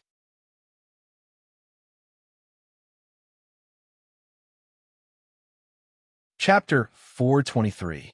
Fu Jio replied, "Huh." It was obvious that she hadn't come back to her senses. He Honghua repeated, "I say, Chinamo is really nice to you." Fu Jio smiled and took back her phone. She said naturally, "He's my brother, so it's natural for him to be nice to me." Yeah, He Honghua was an honest person, and she did whatever her Jio said. "Then let's invite Chin Mo to our house for dinner. We should thank him properly, or we wouldn't have such a good time. Haha." He Honghua laughed heartily, just like herself. Fu Jio said, "No need, I just treated him to a skewer 2 days ago. What if the Almighty's clothes burst when we invited him home?" Fu Jio didn't want He Honghua to know that the Fu Jio of the past was gone. She was afraid that the other party would be sad. But Fu Jio also knew that the closer someone was to her, the more they would notice that she was different. So the Almighty couldn't come. But this time, He Honghua didn't listen to her Jio. "Child, how can your treat be the same as mine? Invite him over for a meal. Chinamo is good-looking and sensible. I like him." Jio didn't know what to say. Fu Jio had to praise her mom for having good taste. She also thought that the Almighty was good-looking and sensible, so she wanted to raise him. But it was too dangerous to raise him by force.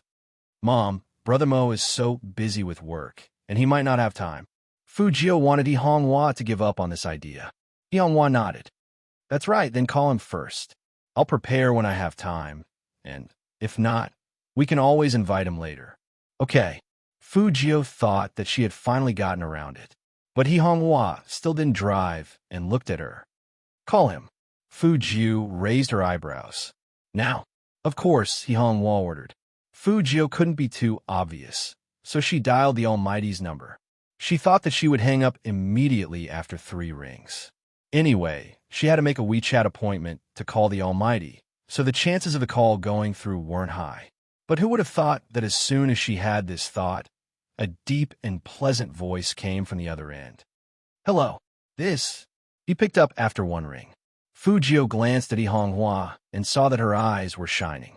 She said helplessly, Brother Imo, it's me. I know it's you.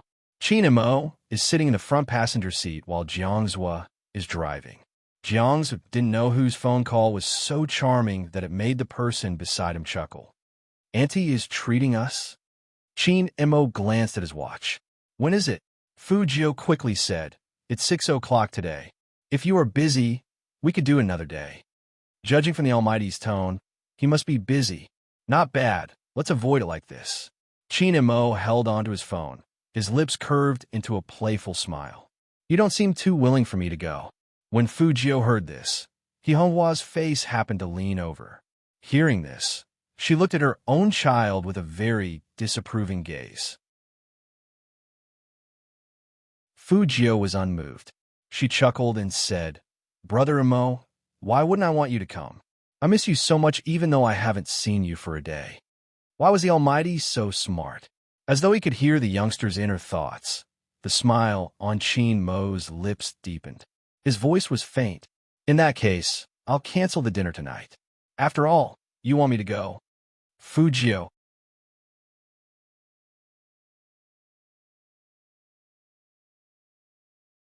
Chapter 424. Jiangzhua saw Qin Imo hang up the phone, turn the steering wheel, and raise his eyebrows. Who was it that made you so happy? Fujio. Qin Imo tilted his head and lit a cigarette. You guys have dinner. I'm going to the Fu family. Jiangzhua agreed. He temporarily believed that Qin Imo didn't have any feelings for young Master Fu.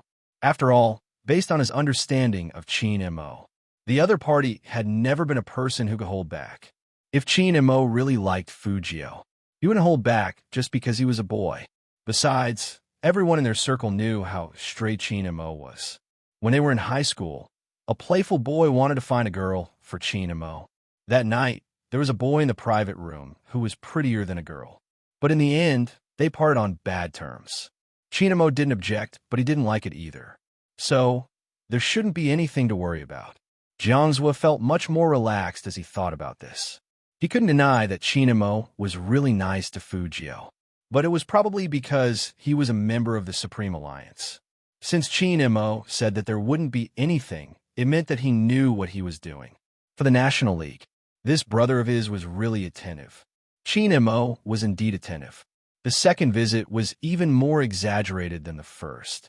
He placed the gift boxes on the floor and said with a faint smile, I came in a hurry the first 2 times, so I didn't bring anything for Annie. He Honghua looked at the gifts on the floor and poked her Jio's back with her finger. Then she said to Qin Imo, Just come.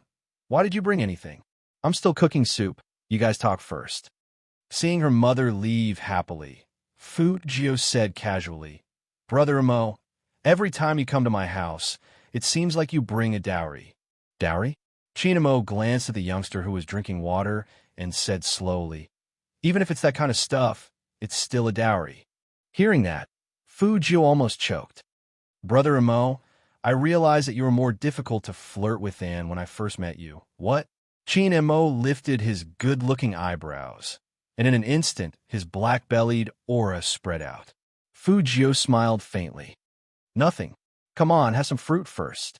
He Honghua came out of the kitchen in an apron. Qin Imo said, Thank you. He looked noble and handsome. The more He Honghua looked at it, the more satisfied she was. If it wasn't for the fact that the Qin clan's conditions were too good, it was not bad to have such a son-in-law. No. What was she thinking? Qin Imo was too smart. It was naturally good to be friends. Lovers. Qin Imo probably didn't know she was a girl. In the future, all of this would be a lie, so it should be impossible for the two of them. The more Hihonghua thought about it, the dimmer her eyes became. Her expression was no longer as happy as before. However, these thoughts were still hidden in her heart. When she finished all the dishes on the table and invited the two people on the sofa to eat, her face began to redden again. Before Fu Jiu could respond, Hihonghua had already said, "Qin Mo, Auntie thanks you for today's shareholder meeting." Shareholders meeting? Qin Mo held the wine glass in his hand and repeated the 4 words. Hihonghua smiled and said, "Yes, I've heard about it from my Geo. It's a good plan. You're really smart."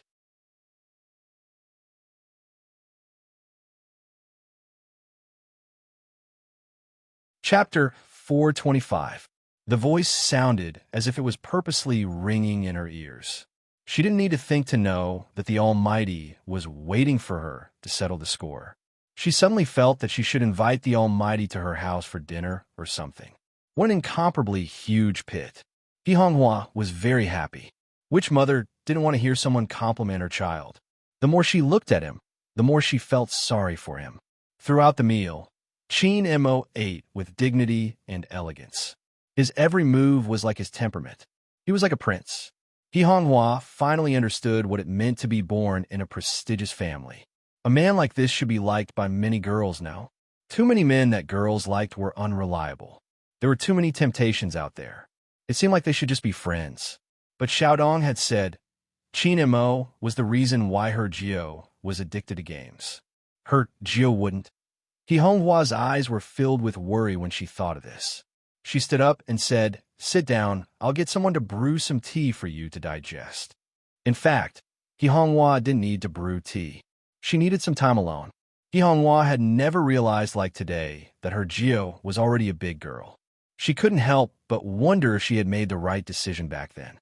If she didn't want anything, her Geo would be like any other girl now, able to fall in love with anyone without any scruples.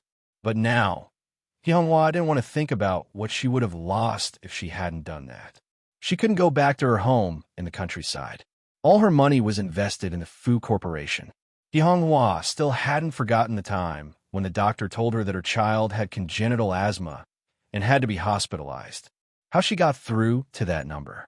In a sense, Hihonghua was even more loyal than the women in the city. She couldn't stand the fact that her man was with another man. The divorce papers had been written long ago. She used to be stubborn, thinking that she didn't want anything and would raise her Geo by herself. It didn't matter if her life was tough. She still had a pair of hands. She could still be a nanny. The words congenital asthma made her think of Fu Zhongyi. Fu Zhongyi was impatient at first, but when he heard that Geo was a boy, he immediately transferred the money.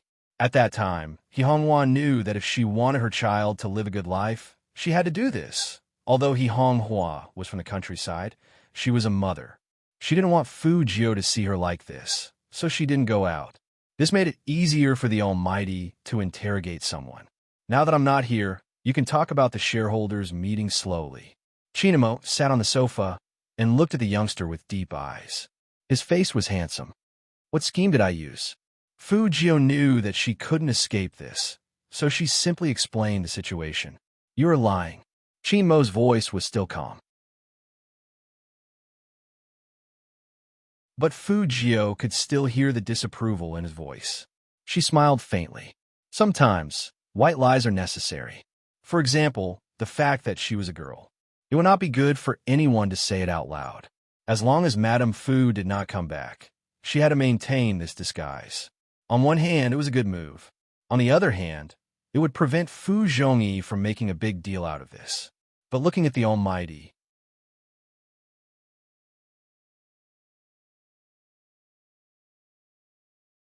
Chapter 426. Fu Jiu's fingers paused at this thought. If the Almighty found out that she was hiding a lot of things from him, the consequences would not be good. Fu Jiu knew how smart Qin Mo was. She had said long ago that she did not want to be enemies with this person. However, it seemed like it would be up to the Almighty in the future whether they would become enemies or not. It wasn't that Fu Jiu hadn't thought about telling him that she was a girl. But in Tokyo, When she remembered that the Almighty was the mysterious person who had trapped her, she couldn't help but smile. Fu Jiu gave up on the idea. Furthermore, Fu Jiu narrowed her eyes. The Almighty didn't seem to like girls. Once the Almighty found out that she was a girl, she couldn't rule out the possibility that he would link her operation disease. Then she would be in danger. He couldn't reveal his identity. You have to dress. Only after everything was settled and they left this place would they be able to do so. Qin Mo's gaze swept over the youngster who had suddenly quietened down. He tilted his head and used the tone of an older brother. What? You don't even allow me to say it? The wall-jumping genius. Those last 4 words. Fu Jiu looked up, looking rather handsome. Brother Mo, let's discuss something. Qin Mo lifted his eyes. What? Can you stop calling me a bookworm? Adding on the word climbing over the wall, it was too vicious. Don't think that she couldn't tell. Qin Mo looked at the youngster's expression and curled his lips into a smile. He reached out his hand and flicked Fu Jiu's forehead. In a good mood, he said no. The corner of Fu Jiu's mouth twitched. How could he be so unreasonable? Didn't he say that he would give in to his little brother? Qin Mo really liked to see the youngster's downcast expression because he knew that he was the only one who could see the youngster's adorable expression. As for the girls, Qin Mo narrowed his eyes. After the incident with the Cali team, in the future, if anyone tried to get close to the youth, he would check carefully. Since it was his younger brother, of course, he had to protect him well. Women had too many thoughts. In the past, Qin Mo didn't think so. He wasn't sure if every elder brother who had a younger brother was like this. However, there was one thing that was common. No elder brother would wish for anyone with ulterior motives to get close to their younger brother. Qin Mo was the same. However, based on his current understanding of the youngster, it was impossible for him to win. This fellow's ability to cause harm and provoke others was top-notch. Thus, he maintained his posture and added in a flat voice, "Since you're using me as a shield, you should at least give me some compensation. Brother Mo, we are brothers. Talking about compensation hurts our relationship." Fu Jiu raised her arm and moved closer to him. Qin Mo remained seated, his brows slightly arched as he pinched the youngster's chin. Put your paws down. If you dare to blow into my ear, I'll tell Annie right now who came up with the plan at the shareholders' meeting. Qin Mo's brows furrowed slightly. Not easy to flirt with. Really not easy to flirt with. The Almighty was evolving too quickly. In the past, the way he looked at her was like looking at a bag of trash. As soon as she got close to him, he would want to pack himself up and throw her out. Why were they immune to it now? Fu Jiu mumbled softly in Qin Mo's ear. Qin Mo didn't push the youngster away, allowing her to place her hand on his shoulder.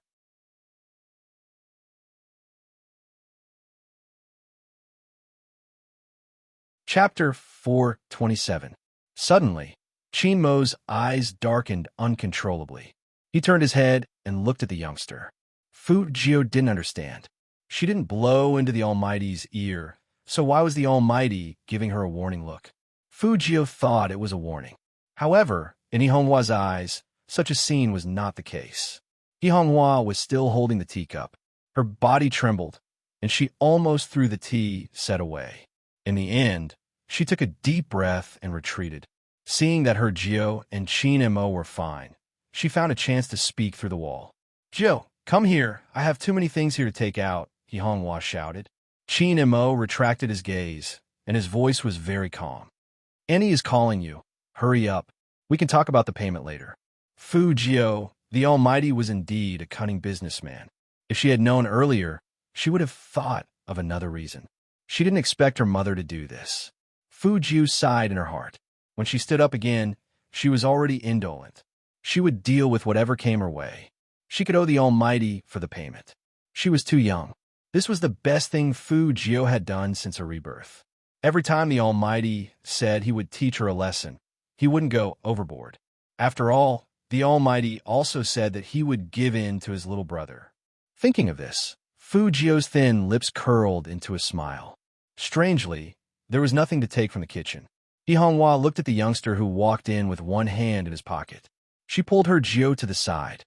"Jiu, what's going on between you and Qin Mo?" Fujio understood instantly.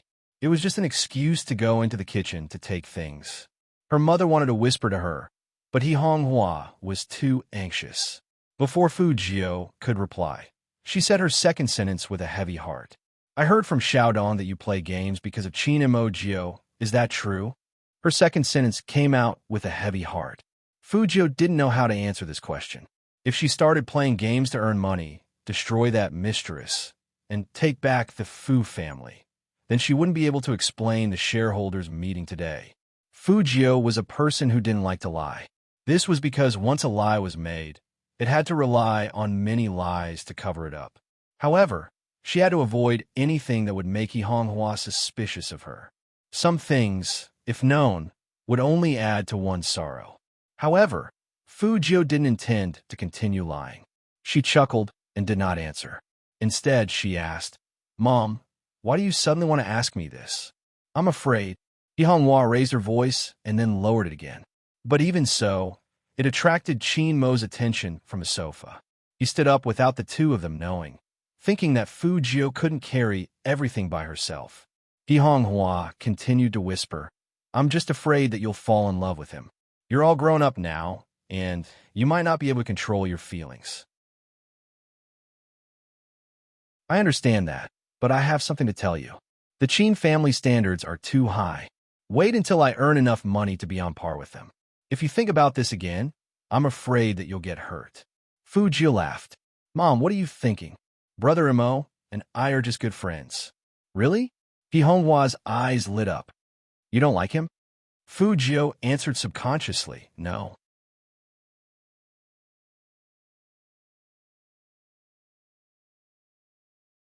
Chapter 428.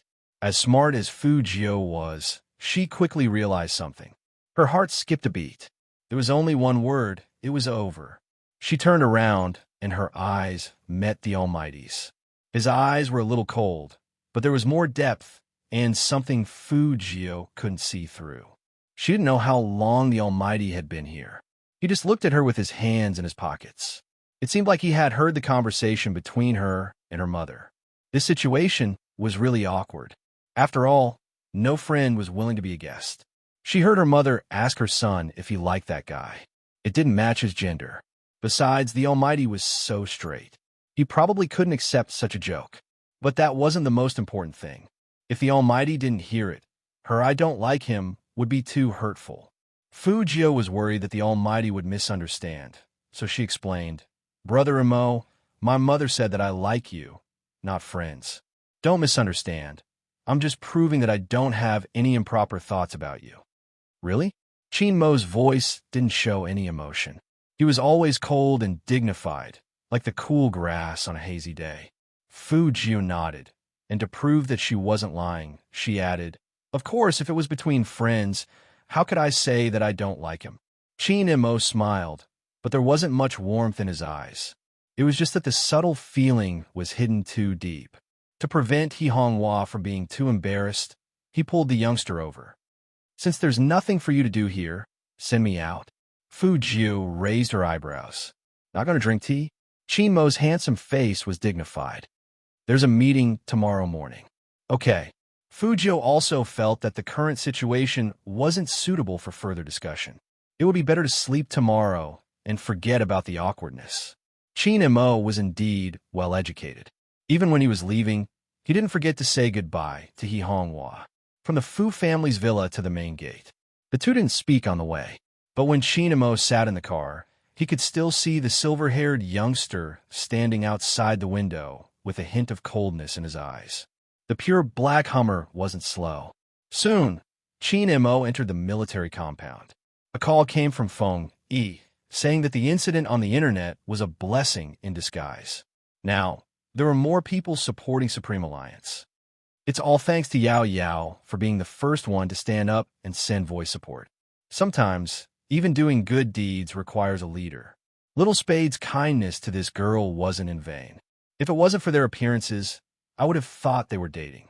The Weibo group was filled with Supreme Alliance's hot comments, and even the media made the following comments. Supreme Alliance isn't just passionate about esports, it's also about the relationship between them. Youth doesn't care about winning or losing. It's about who's with you. Qin Mo listened to Feng Yi's words. He pulled open his collar with one hand and tilted his head to light a cigarette. His arm was casually placed on the sofa, his fingers playing with a limited edition silver Zippo lighter. His dark black hair was a little messy. In fact, he was a little absent-minded. He didn't even listen to Feng Yi's words carefully. The reason for this was that the conversation was still lingering in his mind. "Mom, what are you thinking? Brother Mo and I are just good friends." "Really? You don't like him?"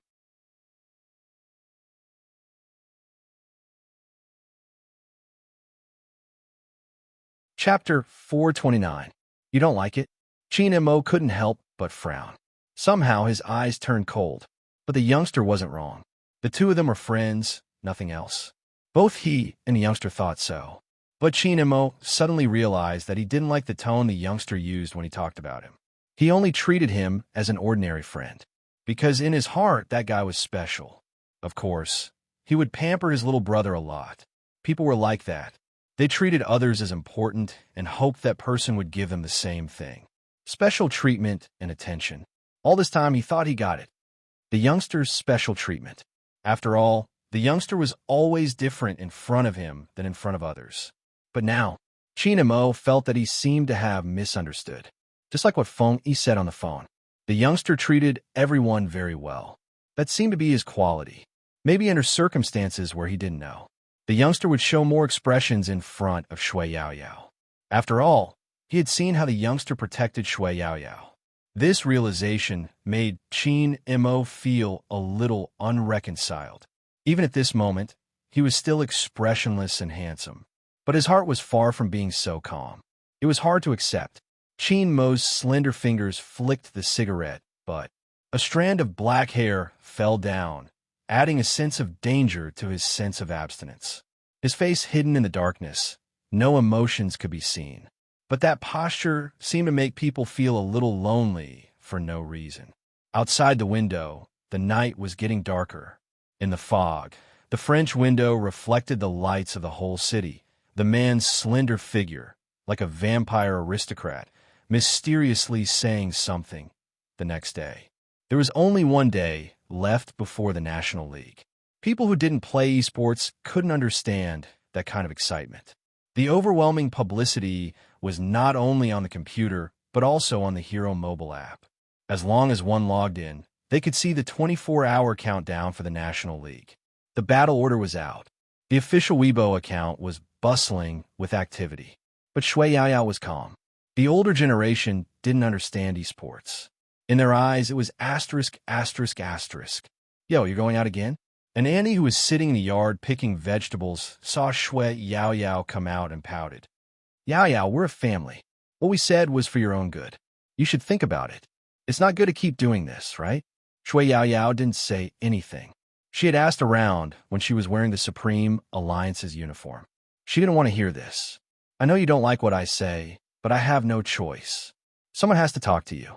Your mom is a newlywed, and I heard that the one she married isn't bad.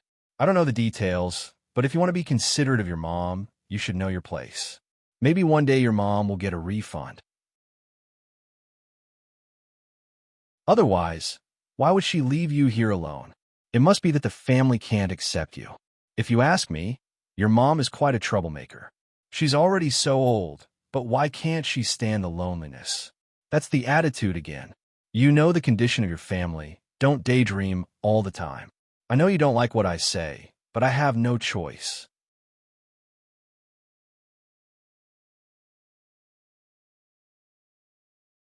Chapter 430. Hey, that Annie couldn't take it anymore and shouted, "My neighbors, come and see what kind of child she is. How could she talk like that? It's okay that she's fat, but I tried to persuade her, but she was so rude and unreasonable. Dream? Playing games is considered dream?" As soon as she said that, some people started to support her and crane their necks to look over. The eldest daughter of the Shui family is really getting worse and worse. "I know, Mom. She used to volunteer to help our school's senior Jiang with his homework, and she fantasized about doing something with him. In the end, he was still scared away by her. She didn't even look at herself and dared to dream about others. It's the same now. She fantasizes about how good she is at playing games all day. Don't worry about her. How can a person like her have any future? Listening to the voices of discussion coming from all directions, Yi Zichen's eyes lit up. Shui Yao tightened her grip on the strap of her bag and didn't look back. She just wanted to stick to what she wanted, no matter what others said. She didn't care if she had any future. She had to go back to the national competition. Because only after the national competition, no one would say that it was just a dream. 10:45 p.m. Qin group building. Feng, he kept raising his hand to look at the time on his watch. Why isn't she here yet?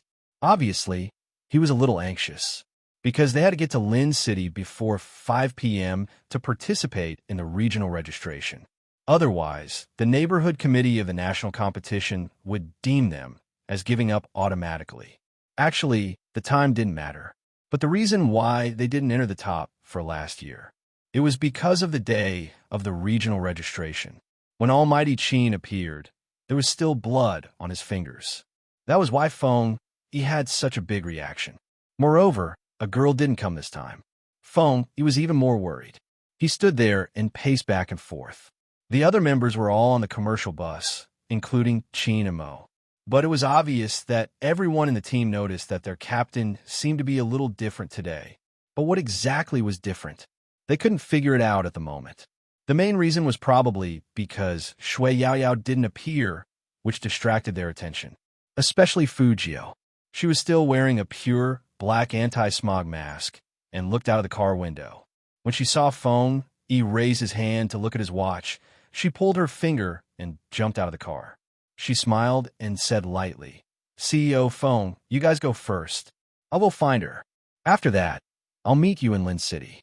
She should be caught up with something. According to Yao Yao's personality, she won't be so unpunctual. Feng, he thought about it. Let's wait for another 3 minutes. If she isn't here in 3 minutes, we need all the team members to be here. Otherwise, Chinamo wouldn't have missed the best treatment time. Fujio could hear the importance of this matter from Feng Yi's mouth. With one hand in her pocket, her eyes couldn't help but sink. Chinamo, who was sitting in the car, looked at the youngster's side profile through the window. Chinmo's expression didn't change at all, as if there was nothing in his eyes. But upon closer inspection, Chinmo's eyes had never left the youngster since Fujio got out of the car. That kind of deep and indifferent gaze, and that kind of indifferent and noble sitting posture.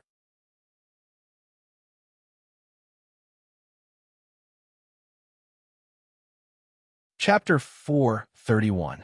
Just when Qin Mo was about to retract his attention, the youngster's eyes had a very obvious change. That kind of surprise couldn't be deceived. It was as if something like fireworks were blooming in his eyes. He was full of energy and was very handsome.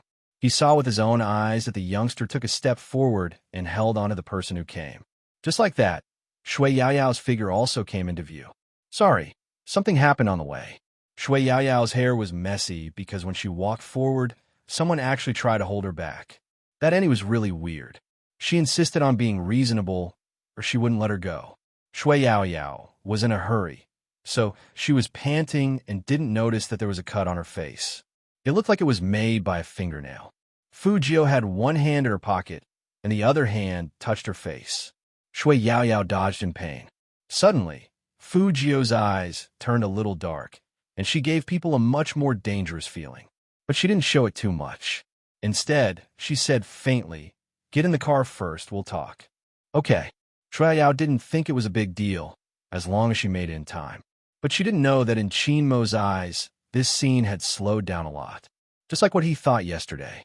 He had always thought that he was the most special to the youngster. But now it seemed he wasn't the only one who could affect the youngster's emotions. Something seemed to be pressing down on his chest, forcing him to close his eyes. Coco's feeling was the most obvious. Captain's low pressure seemed to be accompanied by cold air. And had he regained his status as the Supreme Alliance's most beloved? Otherwise, why would the captain agree to let him sit next to him today? And not with Spade Z? Coco secretly looked at his captain's side profile. Some people were like this. It was clearly the same uniform. When he wore it, girls would say, "So cute. I want to take him home and raise him." When he wore it, he looked like a noble from a comic book. But the coldness was too strong. He wanted to swap seats with Spade Z. Spade Z wasn't afraid of the captain anyway. But when he thought of this, the best time had passed. The car started. Fu Jio and Shui Yao Yao sat together. "The wound on your face? What happened?" Fu Jio glanced at her phone, and her eyes darkened. Shui Yao Yao knew that the young man was concerned about her, so she smiled and shook her head. Ever since the internet incident, Shui Yao Yao understood that because of Spade Z's rapid rise to fame, the youngster was bound to be under extraordinary pressure. It wasn't that easy. She didn't want to trouble him with her matters. He wasn't being polite. Instead, she had to learn to handle her own affairs. In this way, she would be able to help His Highness Jio. How could someone as smart as Fu Jio not know what this silly girl was thinking? She said, "Okay." He raised his hand and poked her soft face with a smile. His face was gentle and his voice was pleasant. "Tell me when you want to say it." In fact, the conversation between the two of them wasn't loud at all. In fact, it was very soft. But in Qin Mo's ears, the sound seemed to have been amplified many times, and there was even an echo.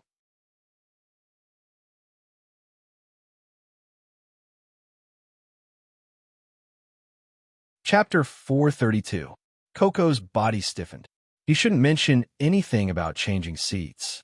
Captain's gaze was as though he wanted to kill Spade Z. How did a certain someone provoke the captain?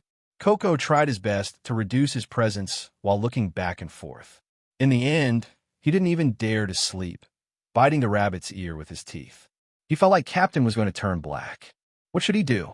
In fact, Qin Mo didn't do anything. Compared to when he first met the youngster, he did whatever he wanted.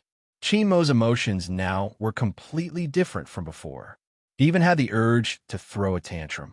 "Since I'm not special to you, then you're not that special in front of me, right?" But when he thought about it, he would remember the youngster's appearance in Tokyo because of him. That fierceness in protecting him was pleasing to the eye no matter how he looked at it. But why couldn't he be the most special one? Qin Mo didn't realize the situation he was in at all. This situation made him realize that not everything in this world could be planned out by him. Even if he closed his eyes, the image of the youngster rubbing the girl's head seemed to be swaying in front of him. That image was indeed dazzling. Fu Jio was also looking at the Almighty. In fact, after yesterday's awkwardness, she had been looking for a chance to talk to the Almighty again. But as soon as they got in the car, the Almighty was already sitting next to Coco. Fu Jio paused for a moment. She was smart enough to realize that now was not a good time to talk. Wait until they reached the hotel with this thought in mind. After more than 3 hours of driving, they finally arrived at Linqing. As the provincial capital, it was the registration point for the national competition. Many famous teams could be seen here. There were also reporters and media who were already stationed there. That kind of scene with the esports competition banner and cosplay actors standing outside made people feel hot. It was the first time Shui Yao Yao and Feng Shang came to this place. Besides being shocked, even their fingertips were a little numb. Was this the national competition? So this was what the national competition looked like. Games were always inseparable from online voice actors. When the deep and pleasant voice sounded, Shui Yao Yao and Feng Shang felt as if they were in the scene of Hero. It was very dreamy. That voice is... Feng Shang stuttered. All the lines spoken by his character in the game were recorded by this person. Feng chuckled at the side. "Don't joke around. That person is a god-level voice actor with a lot of fans. While they're still here, hurry and enter the venue. If anyone sees young Master Qin, I'll have to act as a temporary security guard." The Almighty's popularity was undoubtedly the highest among them. At this point, it had nothing to do with skill. It was all about looks. He was different from Feng Shang. The other members of the Supreme Alliance had been here more than once, but every time it was filled with regret. For example, Lin Feng and Yin Hu. Esports did depend on one's age in some aspects. They were playing well now, but they didn't know what would happen next year. Moreover, everyone in the Supreme Alliance knew that their captain couldn't stay in the team forever. After all, he was the president of the Qin Group. This year was undoubtedly their last chance.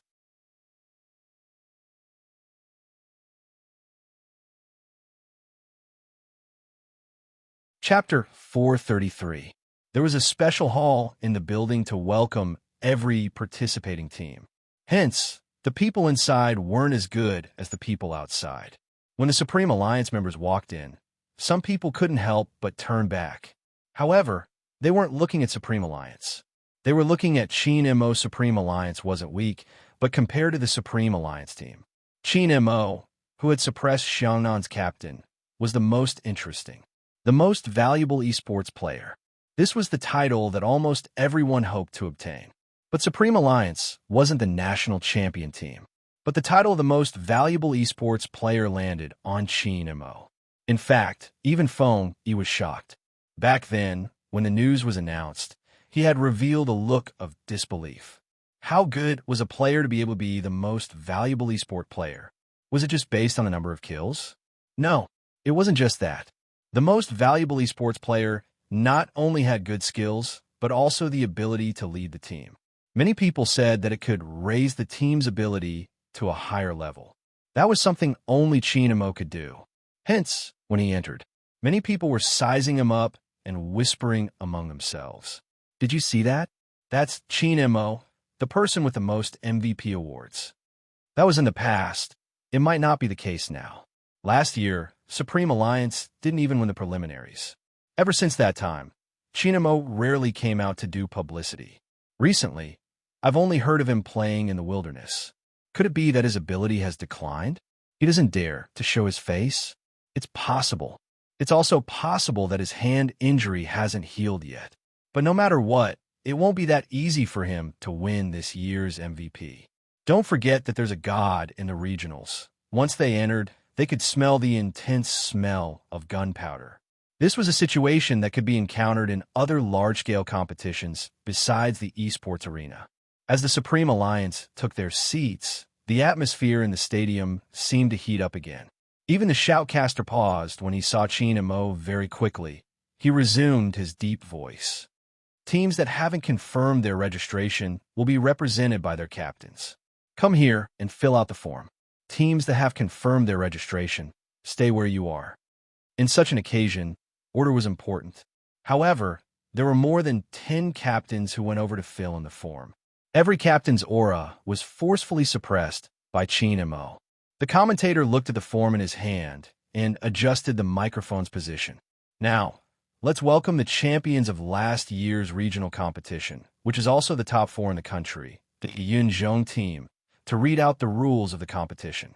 Let's welcome them with a round of applause. That was the form. Fu Jiu sat in her seat. She felt like the school leaders were giving a speech, and the students were sitting down and listening. Playing with the phone in his hand, he was still thinking about how to talk to the god later.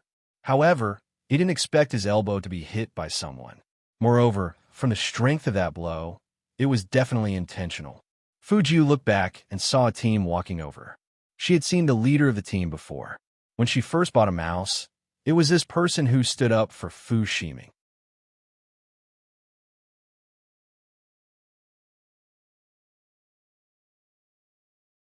Chapter 434. Fu Jiu ignored him and was very indifferent. It was probably because of this attitude that the opposing team members sneered. That person still had a lazy look on his face.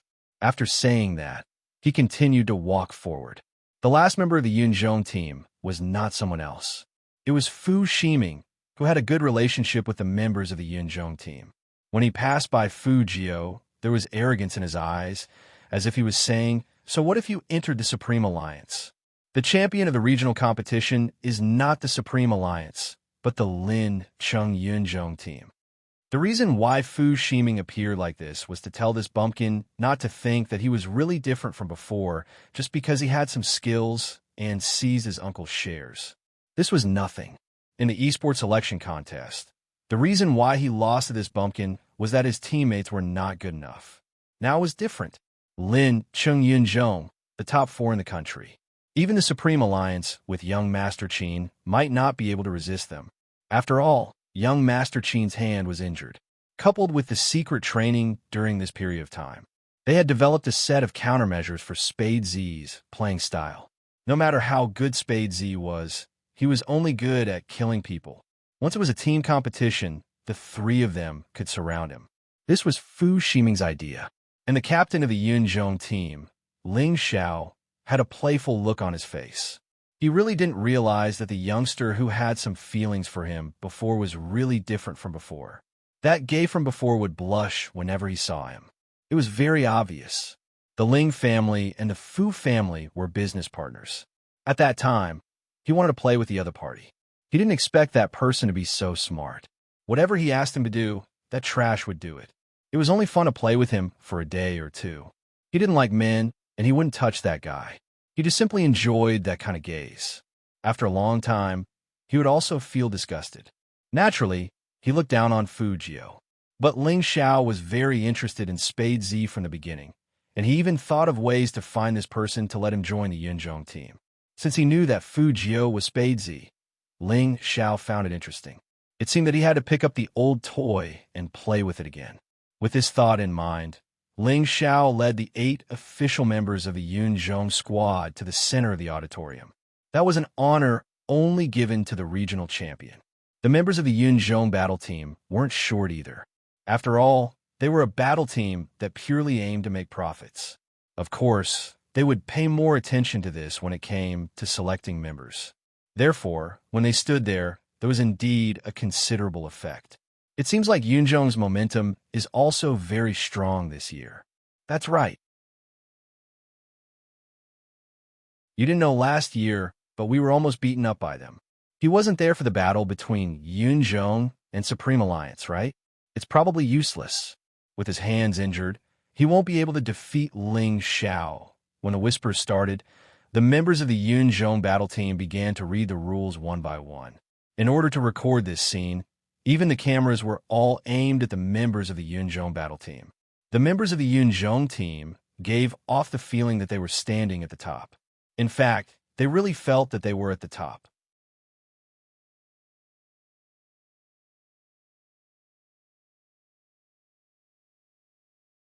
Chapter 435. Once people stood in a high position, they would become arrogant. The Yunzhong team was the best example. After the registration, the organizing committee took the form and went to the top floor. All the major teams would return to the hotel to rest so that they could be in the best condition for tomorrow's competition. But when the Supreme Alliance stood up, they happened to come face to face with the Yunzhong team. They met on a narrow path. The atmosphere in the venue changed.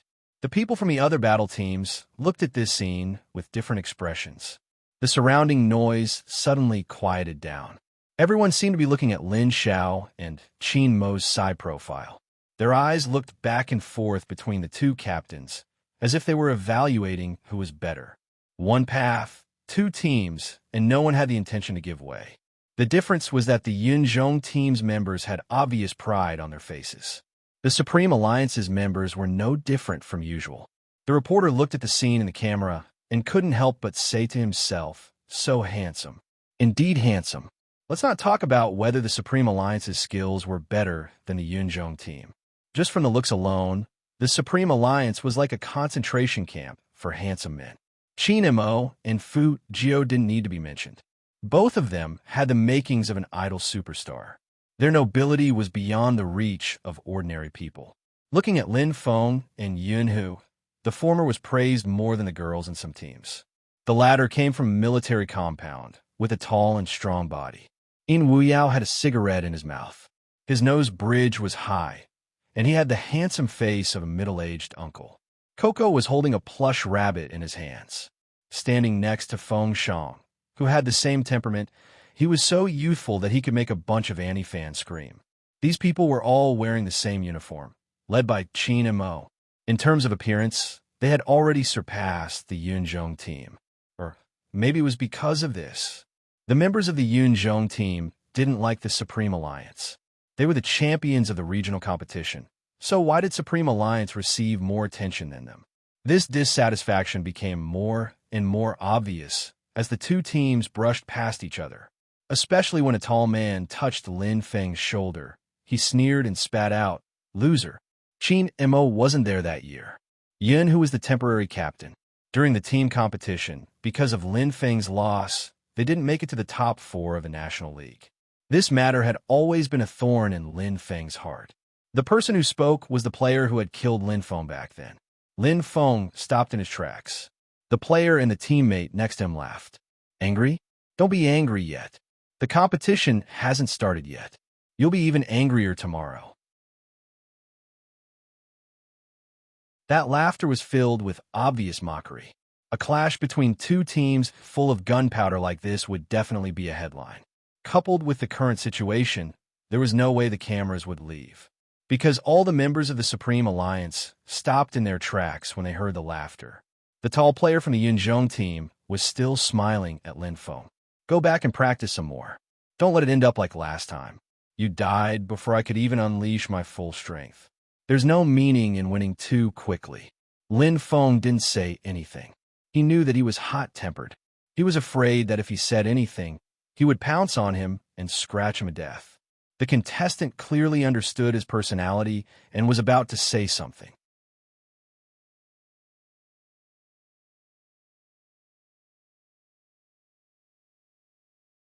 Chapter 436.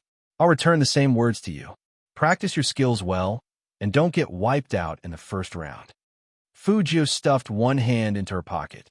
Her words were always more natural than anyone else's. Who do you think will get wiped out? That person reached out his hand and wanted to grab Fu Jiu's collar. But the silver-haired youngster was one step ahead of him. He tilted his body, and his thin lips were still curved. That person didn't control his strength well, and he rushed into the seat next to him. The noise caused by such a big guy couldn't be ignored at all. In an instant, everyone turned to look at him. That person was very thin-skinned, and he felt that he had made a fool of himself. He wanted to turn around and teach the youngster a lesson. But when he turned around, he saw Chin Mo. They were of the same height. But the other party didn't do anything. He just looked at him like that. It was as if he had already defeated him. W&G lay enough. Ling Zhao's voice rang in his ears. As the captain of a team, he still had his imposing manner. He turned his eyes to Chin Mo. We'll get back at you in a game tomorrow. The tall guy listened to him, and he obeyed. He snorted coldly at Fu Jiu and walked back to the team. This was supposed to be the end of the matter. But for some reason, Ling Zhao suddenly stopped in front of Fu Jiu. His body leaned forward a little, and his face was almost touching Fu Jiu's face. I haven't seen you for a few days, and you seem to be different from before. Why? Is this your new way of attracting people? That voice was very low, and no one could hear it. It was almost a whisper, just such a movement. Even the Supreme Alliance people couldn't help but turn around and look over. What was going on? Little Spade knew the other team's captain? Fu Jiu did know the man in front of her. Wasn't he the one she met when she bought the mouse? But why was this guy looking for presents? Not talking. Ling Zhao laughed, and his voice became louder. You weren't like this when you confessed to me. Confession. Confession. At that moment, everyone's expression was indescribable. Was there something wrong with their ears? Confession. The kind of confession that only a girl would make to a boy, or a boy to a girl. Lin Feng's mouth was so wide open that an egg could be stuffed inside.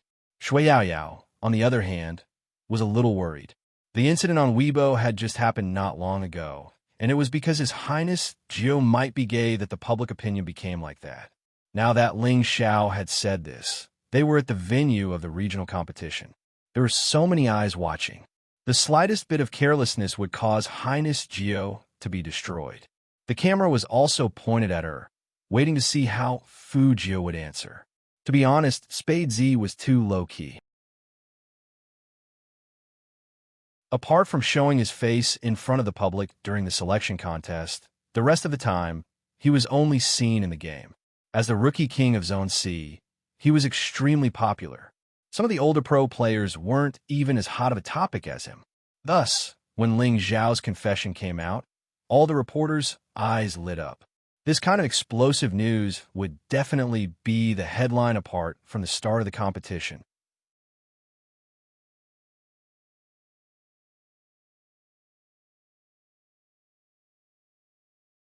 Chapter 437.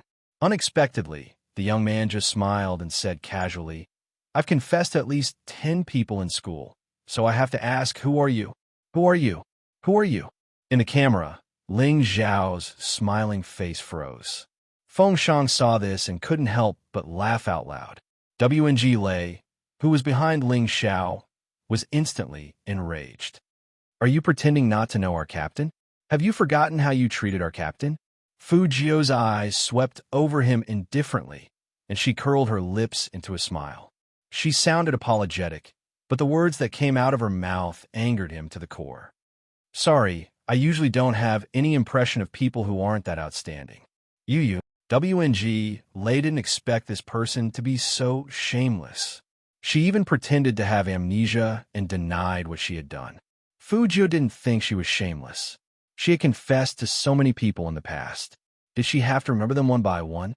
It wasn't a waste of brain cells. But why did she confess to so many people? This Ling Xiao was one of them. If he hadn't mentioned it today, she would have forgotten about it. Or it could be said that this body didn't want to remember subconsciously. She didn't know what the other party had done to make this body want to forget and feel pain in its heart. But Z was Z after all. Since he didn't come with good intentions, she couldn't let him escape unscathed. Ling Xiao smiled again after the embarrassment. He lowered his eyes and said, You're much smarter now. You don't know me? Huh. Then let's see how you behave later. A gay pretending to be straight. After saying this, Ling Xiao was about to leave. But at this moment, Qin Emo opened his mouth. His handsome side profile didn't show any emotion, only coldness and nobility. If he is really a gay, how do you think he will behave with me around? Suddenly, Ling Zhao's face froze again, because Qin Emo was so much better than Ling Xiao in all aspects. They weren't on the same level at all. Just as Qin Emo had said, any gay with eyes would definitely choose Qin Emo when placed in front of these two people. Qin Mo's type was really attractive to both men and women. Therefore, Ling Zhao's current behavior was indeed a little awkward. Mo Jio and Mo Jio were an official couple. Who would give up someone like Almighty Qin for someone else? No one was blind, but from what Almighty Qin said, it seemed like Spade Z wasn't interested in him, let alone others. Did that mean that Spade Z wasn't gay? All the information on the internet was defaming him. Was that so? It had to be said that Qin Mo's words were powerful. Not only did it slap Ling Xiao in the face, but it also removed the long-lasting black mark on Spade Z. When the members of the other teams looked at the young man again, they did not look at him with such inquisitive gazes. The reporters naturally did not dare to write any more nonsense. Ling Xiao sneered and left the venue with the Yunzhong team. Before he left, he took another look at Fu Jio. Those who knew Fu Jio well knew that the youngster had confessed to someone, which was why Qin Mo had turned to look at the youngster. How many more? Qin Mo's voice was faint. At first, Fu Jio didn't know that the Almighty was asking her. After she realized it, she said, What?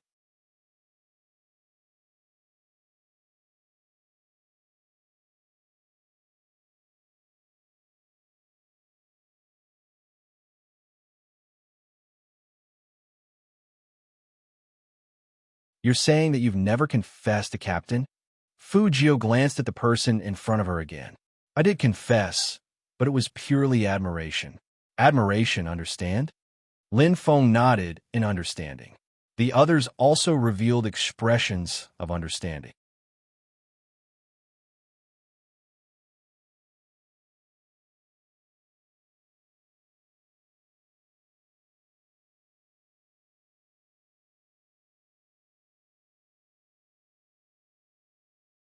Why did Lin Feng feel that the captain was even more unhappy than before? Moreover, he seemed to be in a fit of pique with someone. Lin Feng raised his head again and looked at Qin Mo's back. Yeah, he was still very handsome and indifferent. He must have thought too much. The carefree Lin Feng reached out and put his arm over Fu Jio's shoulder. Hurry up and thank Big Brother. It's not good for men to endure for too long. I'm saving you from a disaster. Captain isn't that easy to sleep with, and you. TSK, it's so uncomfortable. Fu Jio glanced at him from the side and said leisurely, You're right. It's not good for men to endure for too long. Aren't you afraid that I won't be able to sleep with Brother Mo and will settle for the next best thing and sleep with you? Lin Feng suddenly paused. His voice had been muted. After a while, he said again, "Little Spade, tell me clearly, what do you mean by settling for the next best thing? I only want to see Brother Mo's abs when he's like that." "You?" Fu Jie laughed. "Do you have abs?" A critical hit. An absolute critical hit. Everyone knew that Lin Feng was only pretty, but not handsome. Fu Jie shook her head and continued, "But it's also safe for me to sleep with you. If you don't have any thoughts, there's no question of whether you can endure it or not. So be happy." Lin Feng. How could he be happy with such a reason? What did she mean by "it's safe for me to sleep with you"? He was so unattractive. He had also been pursued by a man in the past. Wait a minute, this didn't seem to be something to be proud of. What the F***CK? How should he reply to show his manliness? Obviously, Fu Jie wouldn't give him a chance to fight back. She left after saying that. Lin Feng pointed at the youngster's back and looked at Yin Hu. Unfortunately, Yin Hu didn't pay attention to him this time. Instead, he walked straight past him. "Hey, what's going on?" Lin Feng had never been treated like this before. Someone said, "Brother Lin, you've always slept with Brother Yin. Today, you suddenly said that you're going to sleep with Little Spade. This isn't very appropriate." Lin Feng opened his mouth and wanted to refute. But after thinking about it carefully, he realized that he and Yun, who were schoolmates from the same school. Back then, when they entered the Supreme Alliance, they did sleep together whenever there was such an activity. He suddenly became speechless. But the words had already been said. How could he retract it? Fu Jie also agreed. After all, she wasn't sure if the Almighty would discover her secret in this situation. If they could avoid sleeping together, they wouldn't sleep together. With the Almighty's current mood, if he found out that she was a girl, he definitely wouldn't feel good. Moreover, that person had already made it very clear that he didn't like being lied to. Hence, when they were assigned rooms that day, Lin Feng and Fu Jie were assigned to a room.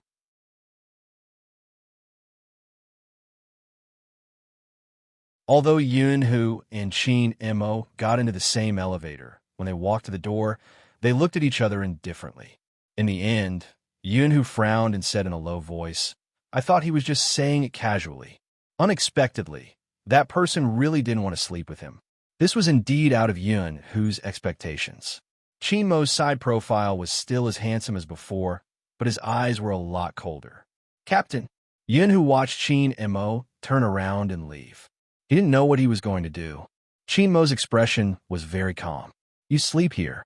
Yin Hu really wanted to ask what about him, but after thinking about it carefully, he and Captain sleeping in the same room. No matter how he thought about it, it didn't seem like a good match. Was this what people often said, that people with strong aggression would automatically repel each other? Yin Hu lowered his eyes and looked at the room card in his hand. He had always been very clear about how he felt about that person. Ever since he was young, it had never changed. But now he was a little confused. He wanted to be with Lin Feng because that was what he had always wanted. Why did Captain want to sleep in the same room as Little Spade? Yin Hu looked up and glanced at the tall and straight back at the end of the corridor. It shouldn't be what he thought. After all, Captain was so straight. But was being straight useful sometimes?